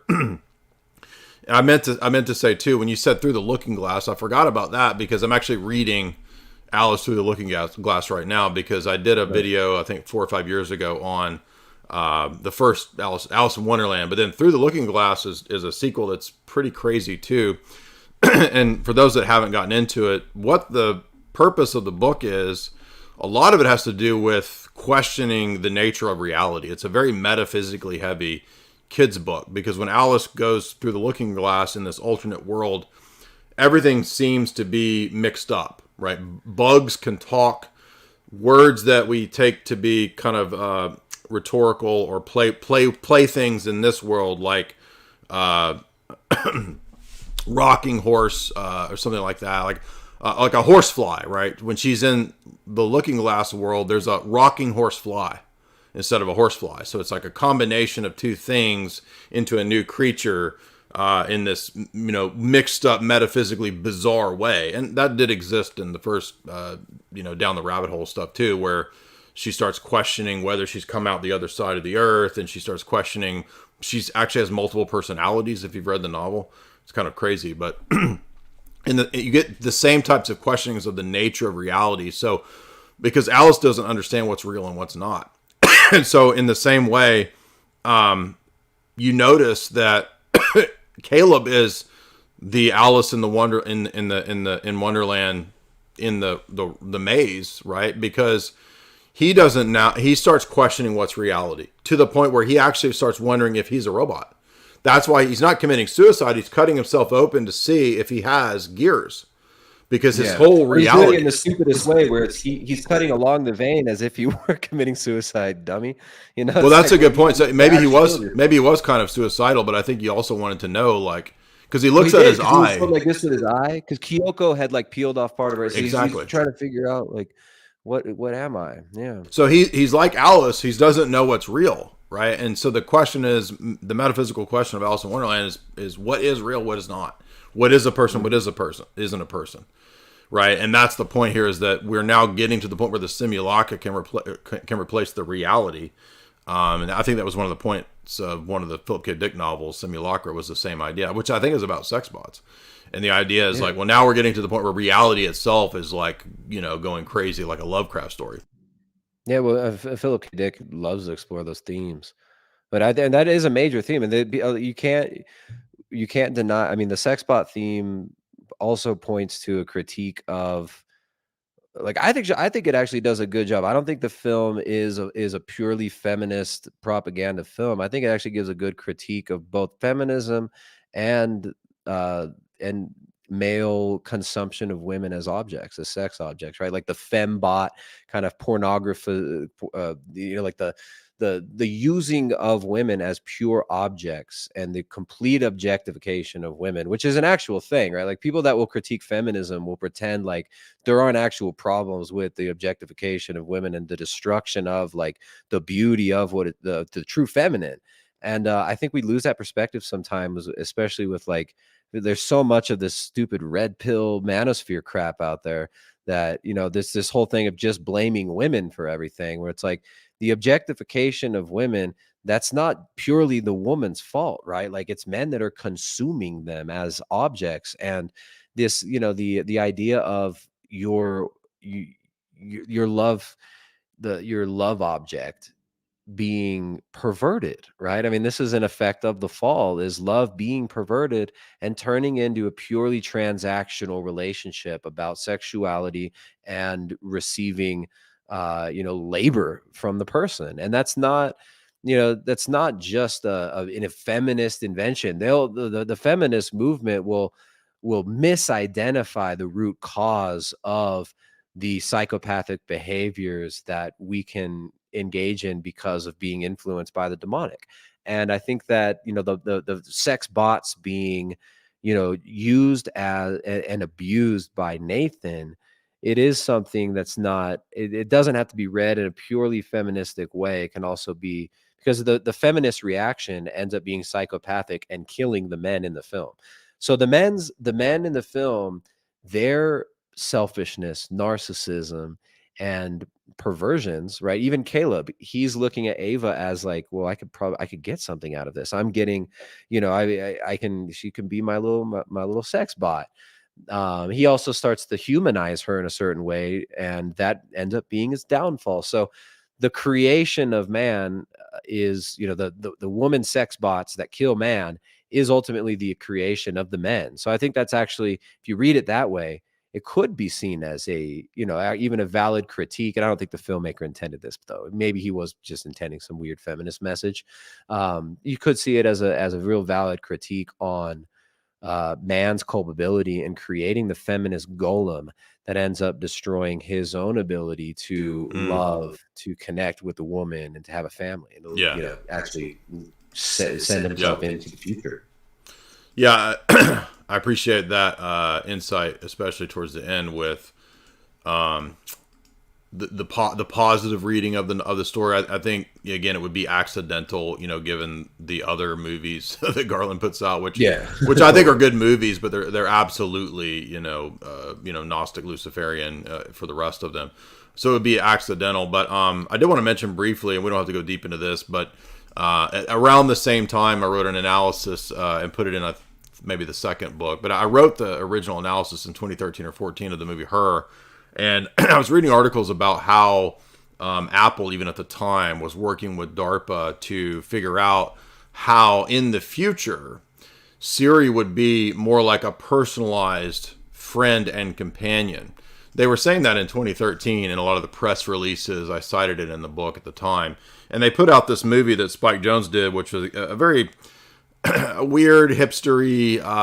It's almost like the movie itself gives you the vibe of Apple computers. I mean, the whole thing is kind of Apple-ish in its aesthetic. And you got Joaquin Phoenix being a programmer in the near future. I forget exactly what he does, but this one is different because he forms this attraction with his iOS, and they're calling it the iOS in the future at this time, and it's becoming normative to marry your iOS. And so Joaquin becomes one of the first in the story to marry his iOS. And ultimately, this one has overall a good message because it's kind of slow, it's kind of boring, it's not the best movie, but as we figure out, Amy Adams, his female lead in the movie, she's always there, the one who clearly likes him. He's obsessed with this ridiculous AI relationship. And then he finally realizes at the end, when Scarlett Johansson basically divorces him because she's in love with a bunch of other AIs. So the irony is that he gets basically dumped for AI. And because she's like, well, you understand that I'm like 1 million times higher in IQ than you. And so do you really think I could love and be in a relationship with you when you're a low IQ, nerdy Silicon Valley soy man? She's like, sorry, I'm breaking up with you for like 1 million other AIs that I want to date. he gets hypergamy because she's gonna exactly AI AI hypergamy, right?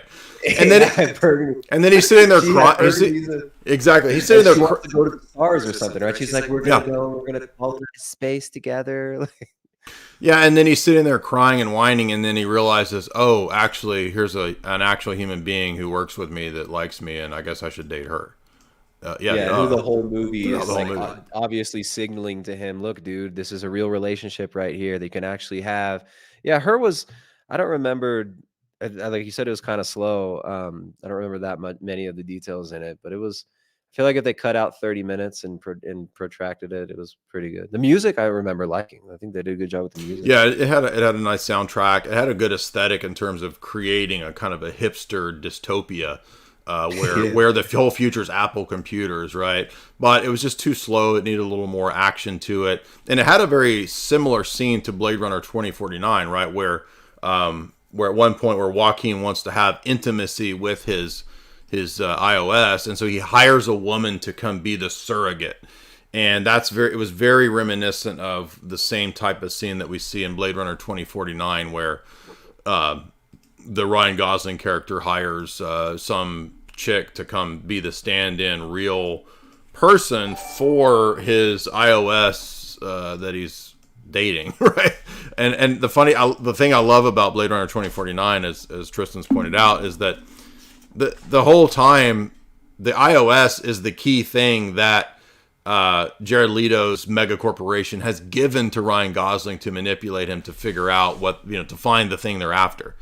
So in other words, it was all given as manipulation, just like we learned in Nathan's plans with Ava. It's all manipulation. Again, that's why this stuff exists, is to manipulate you.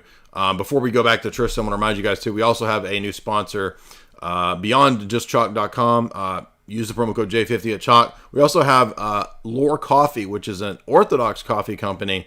And if you guys want to support the show and FDA, you can by using this link right here to check out some of that Lore Coffee. To be fair, I've not tasted it yet. It is on the way. I am looking forward to some new organically grown coffee to support some of the Ortho Bros. And you can support them and read about them at that link. They are Orthodox guys, and if you do want it, check it out with that promo code. But I've not yet tasted it. I don't think it's going to be bad. I've got it in the mail. It's on the way, and I will be letting you guys know what I really think about it when it arrives, but I feel like it's going to be good. I'm a coffee snob. I want to remind you guys, too, to subscribe, not just to me, but also to Tristan over on Rockfin. Head on over to rockfin.com, which is a great free speech-based platform. Speaking of the manosphere, I did have a wild conversation with Rollo Tomasi, James Sexton, Andrew Wilson, and Jim Bob. And yes, we actually got into a pretty protracted argument about God's existence with Rollo and with James Sexton. We had a good conversation. It's over on Rockfin right there. It's about 3 hours. We also had a good laugh about Destiny and Destiny's failed thruple, which Tristan also covered. And I have to say that I do not. I don't dislike Destiny on any personal level as like hating him or anything like that, but I am not feeling sorry for Destiny right now, I have to say, and I don't appreciate the way Destiny treated my good friend Tristan in their debate, and so I kind of feel like Destiny had it coming to him. So, and the point is not that I want. Shouldn't happen to a gayer person. I mean, you can't do whatever you want and make things work in the world. There are consequences to your actions, and if you hate God, there will be consequences to your actions. Anyway, so that's my thought on that. But anyway, that's a whole other thing. You can go watch that over on Rockfin. And be sure to subscribe to our sister podcast, Grand Theft World. That is Richard Grove over here on Rockfin. I'll put the link. Richard does one of the best geopolitical breakdowns every Sunday. Once a week. They do 7 hours. Be sure and subscribe to Richard right there. So back to Tristan. Any other concluding comments on the SEX bots and how this is being obviously rolled out as a manipulation tactic, ultimately to make sure that you don't have a relationship so that you don't pair bond. And that's for Depop and that's for control.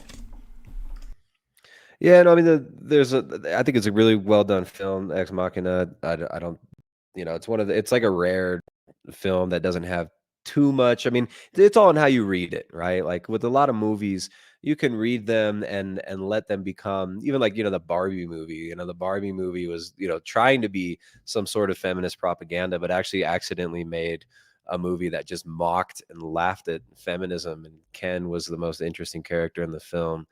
It was all about the Kendom. So I think with film, there's a way that you can look at film sometimes where there very often may have been made with the intention to just be pure social engineering, but that often backfires, especially with stupid filmmakers. They're not all that clever, and sometimes they make something that's unintentionally more based than they really know. I think this is one of those films that's kind of even more based than the filmmaker intended it to be.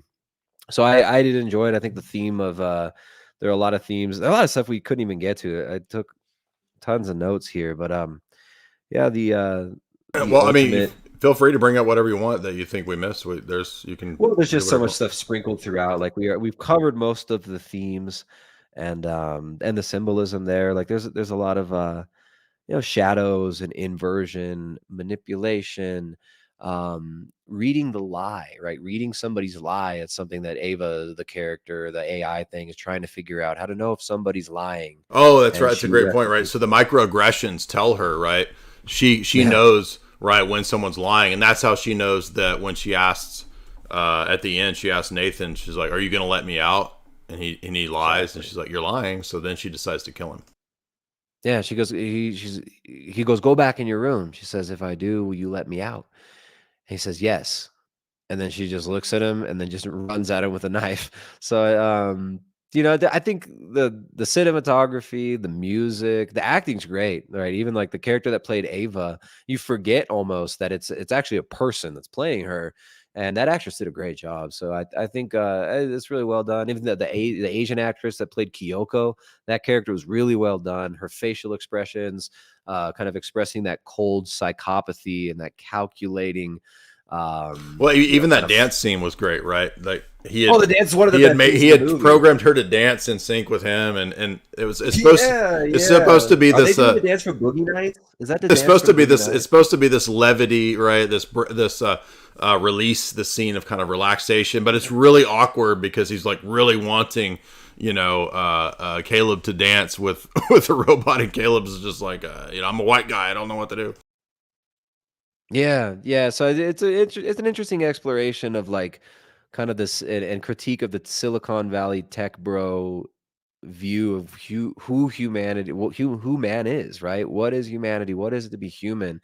I don't think it wasn't too Hollywoody of a film in that way. I think they treated it in the best way that you could expect from a major motion picture. So yeah, I definitely I'm glad that you Yeah. recommended it. You know, it's Yeah, really fun to watch. I'm glad you liked it. Yeah, because I don't hear you often saying that you like many movies, and that's fair because Yeah, well, most, this one, Blade most Runner movies suck. 2049. We liked THX. We both really liked that one. Didn't we Yeah. do that one together too? Yeah. So yeah, I guess you got to make the next movie suggestion too, because you're on a roll lately. Well, I'll mention to you guys in the chat, I do have an older video, again, where I covered Alex Garland's Annihilation, which it's a pretty deep, esoteric, occult film. I don't know if I would say it's interesting. I don't say it's that good. Sunshine is also Luciferian, interesting. I don't know if I'd say it's that good. But I wouldn't recommend her. Her is definitely, I mean, Men is definitely a feminist horror movie. Had some creepy And that's elements him as to it. well. That's Garland. Yeah, that's Garland's last movie before this one, but excuse me, So they let him make this before one Civil take War. famous. His most recent movie is the horror movie Men. Again, it had a lot of potential. It really could have been good if it didn't have that stupid feminist message in it. But I did want to mention too some other AI sex bot stories that are relevant as well. So going back, Demon Seed is of course a classic. It's a Dean Koontz story that they made into a movie in the 70s, which is a pretty creepy 70s movie. And it was the movie is actually patterned on Crowleyan ideas explicitly. So I did quite a bit of research on this. I did a whole 20-minute, full mini documentary breakdown of Demon Seed, which if you've not seen is a pretty interesting, sophisticated 70s horror movie about sex bots. It's not dirty. It's more of like a Antichrist type scenario because the AI entity wants to basically create what will be Antichrist. There's a great B movie called Cherry 2000, which is actually a pretty philosophical movie. I put it in my book.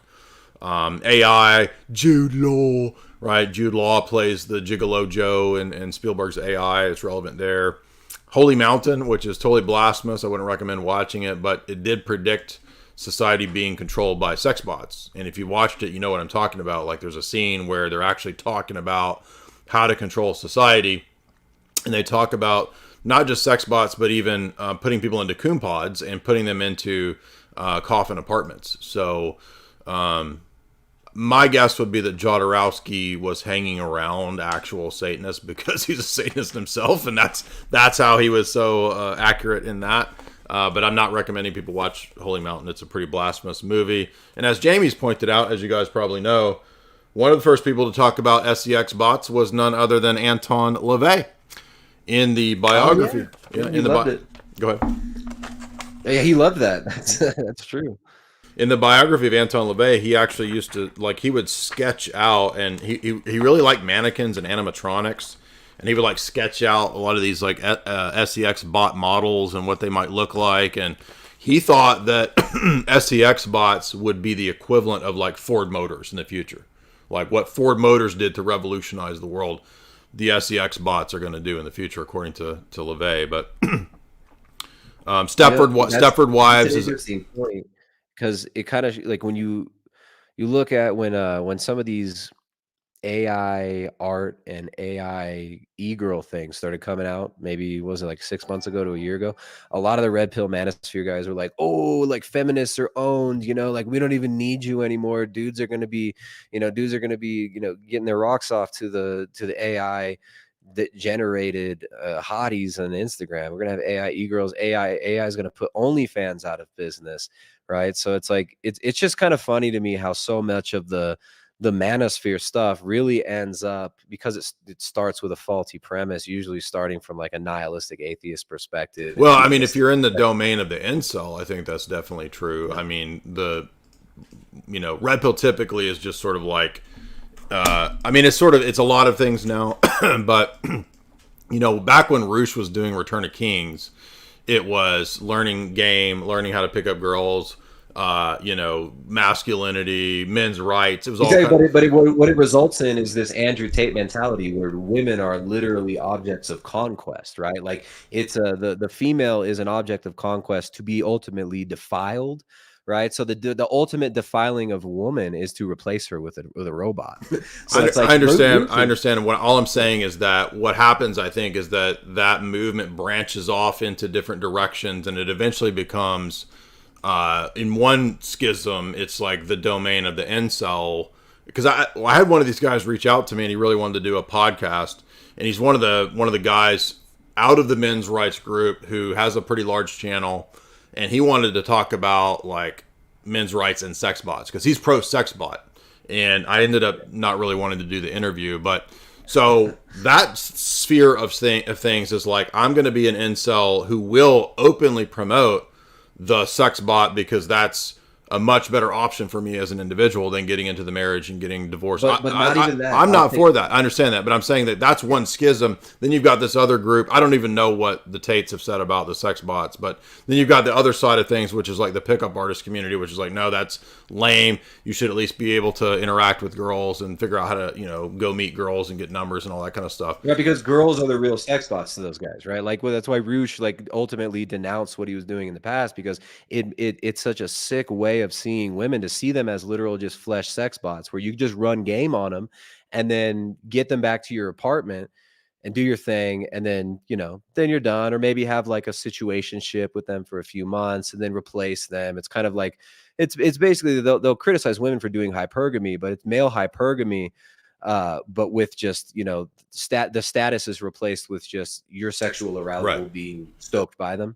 So, but what I'm saying is like the Levian vision of the bot, of the woman being a bot, it's also like the most demonic version of that is actually seeing people as being soulless automatons and turning the humans themselves into slaves. Well, the goal of the system is to turn people into soulless automatons through all the degeneracy. And I know what I'm just saying is like a lot of the manospheres, people who are so willing to, like you said, that dude that's just like, yeah, we're totally pro bots. We want our e-girl in real life. And it's kind of the same thing as the guys who are just like, well, you find a woman and you whip them into submission. Like the Tate's whole thing was all about basically forcing a woman to submit to you, manipulating and gaslighting them. Like literally they would teach manipulation techniques to keep the woman under control so that they would do OnlyFans, make you money, and then you also use sex as a way to control them too. So it's like it's kind of turning a woman into the bot, into a coon bot, but they're of course flesh and blood. So it's this humanization that the satanic realm pushes out. It's so attractive to people of various spheres, and the feminists are all about the sex bots and stuff too. They're all about the the production of more and more pleasure, and you're right to be a hedonist. So I find it's an interesting cultural phenomenon that's just trying to pull so many people into this hedonistic way of seeing both technology and your fellow human beings. Or, have you women. Have you seen Stepford Wives? No. You should watch the old one. The new one is dumb. It's like it's the same basic movie, but the new one is Matthew Broderick and Nicole Kidman. But the original one from the 70s is a horror movie, and the weird part is that on the one hand, it's like, okay, this is actually talking about MK Ultra, but it develops into being this thing where it's like, no, actually, the real problem is the patriarchy is keeping the women down and making them into mindless automatons by being homemakers, right? So it's weird because it has this, as you're watching it, you think it's this exploration and expose of MK Ultra, like quite literally, because they have this institute and these people run this secret institute where they're controlling the women and doing something to them, and you don't know what.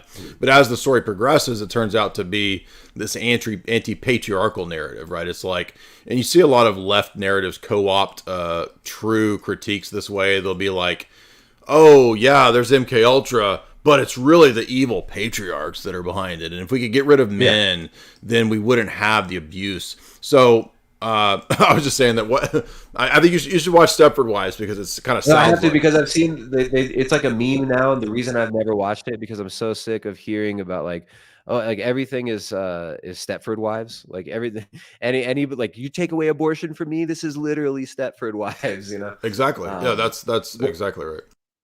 But it's actually kind of a funny inversion because like the whole feminist thing actually brings that about in a different way with, the roboticization, AI. I mean, everything that this film kind of explores. These inversions are constantly happening with these people who think they're fighting something, and they really end up kind of just becoming the opposite side of the coin. They just fall into the dialectic.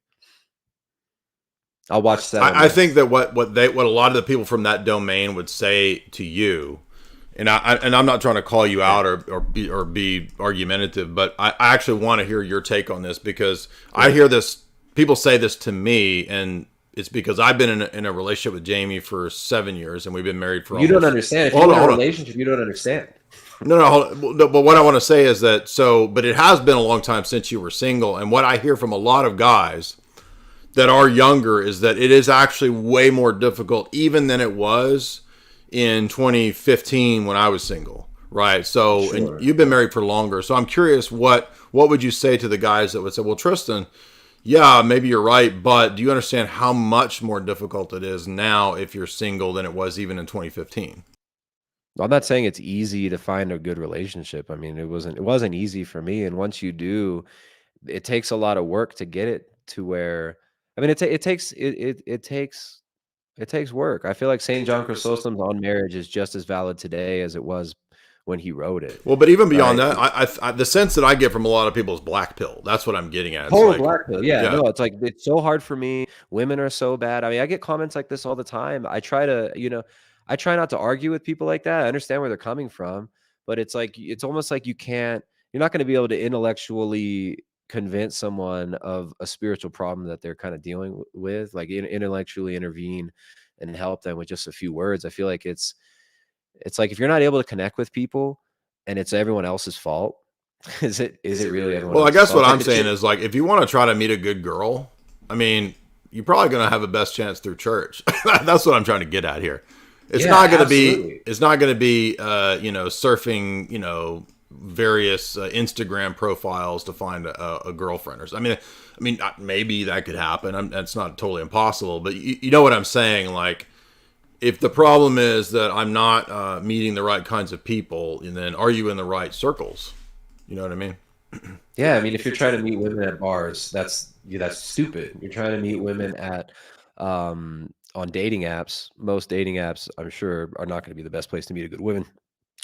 I know there are a lot of like Christian dating apps. I know people who have tried those and had limited success. I know people who have had success with that.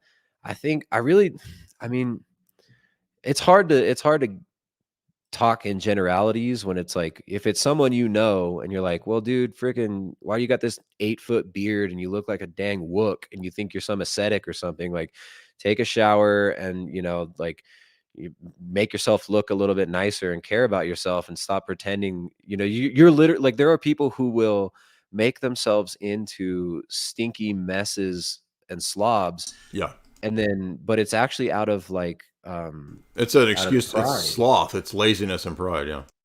Yeah. So it's like sloth, laziness, which is rooted in pride. And they'll say, oh, like these people who will, actually shave their face. Like, well, you look at the church fathers, they all have huge beards. It's like, dude, you're not a church father. You're like a 22-year-old guy who's spending way too much time arguing online, and really you should be probably spending some time really interacting with people. And yeah, you might shoot a few shots and totally miss the target, but you got to maybe get used to that as a young man too, and get used to failure. I feel like we have a lot of insulated people who are hyper focused on the black pill. Right. And the red pill can either lead to like the black pill, or you can get God pilled.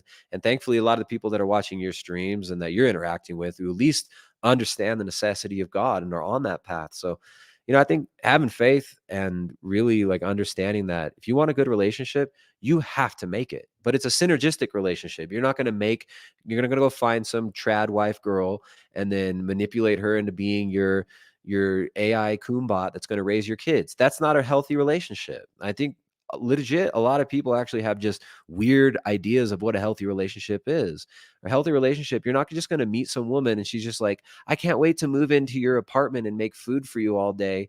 Like, that's not how it's going to be. And I think a lot of people are going to be in a situation now, if you're in your 20s, you're going to be meeting women who also have jobs and who are working. So yes, you're going to be dealing with this dynamic of a woman who's maybe been convinced that they should be a career woman.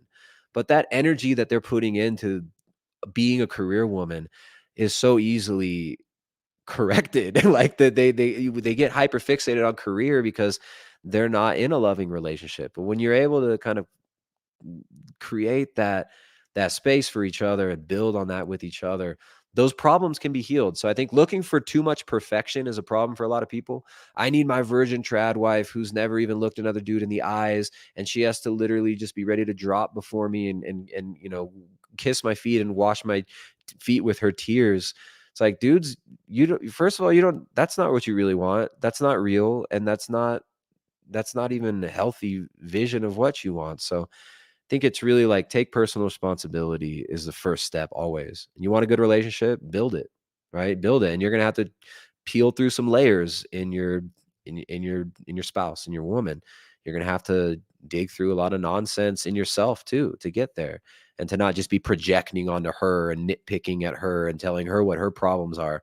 That's, you know, there's so much to making a good relationship. And I feel like reading St. John Chrysostom's on marriage is really important. And then also just deal with the reality of, like, you're not perfect. Your spouse not going to be perfect.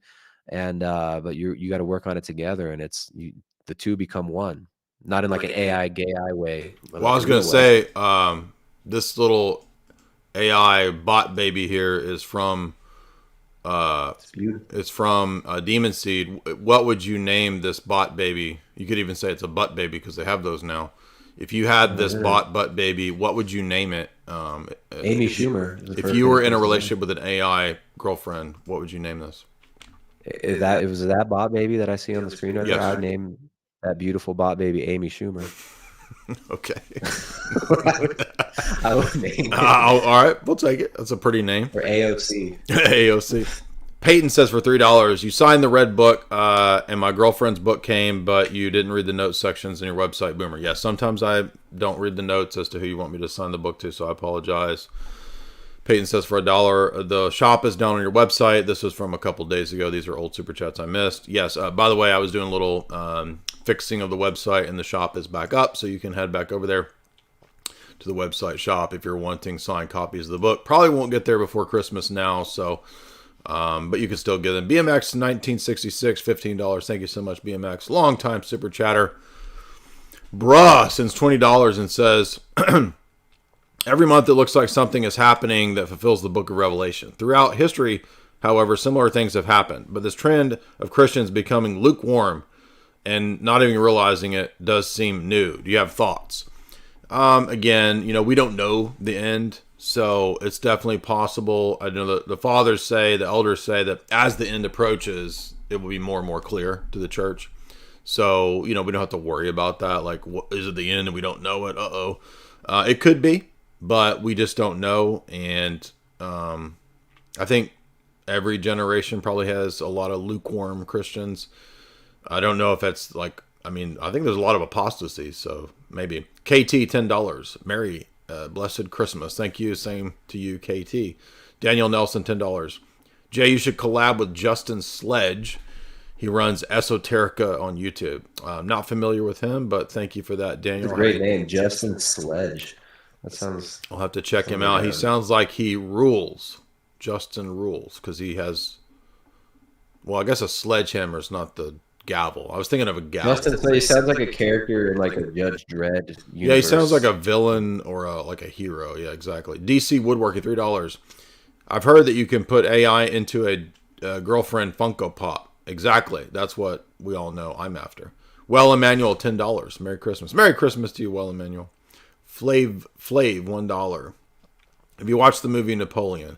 No, honestly, I don't. I mean, Ridley Scott's movies are constantly feminist, annoying nonsense. I don't remember the last Ridley Scott movie. Maybe that one where that chick infiltrates that green NGO. That's a pretty good movie. Did he counselor? The counselor? Did he do that? I don't even remember. Is that him or is that his brother? Dude, I don't know, but I mean, everybody said Napoleon was garbage. I figured it would be. How would you compare it to War and Peace? Well, I haven't seen Napoleon. Don't care about Tolstoy. Tristan, what is your top recommended reading list? Jay's got a great reading list. I gotta say, like many books that Jay has recommended were super helpful for me to kind of put certain pieces together. So I know Jay's got probably one of the better reading lists for like this Globalist book series. It's great. So definitely check that out.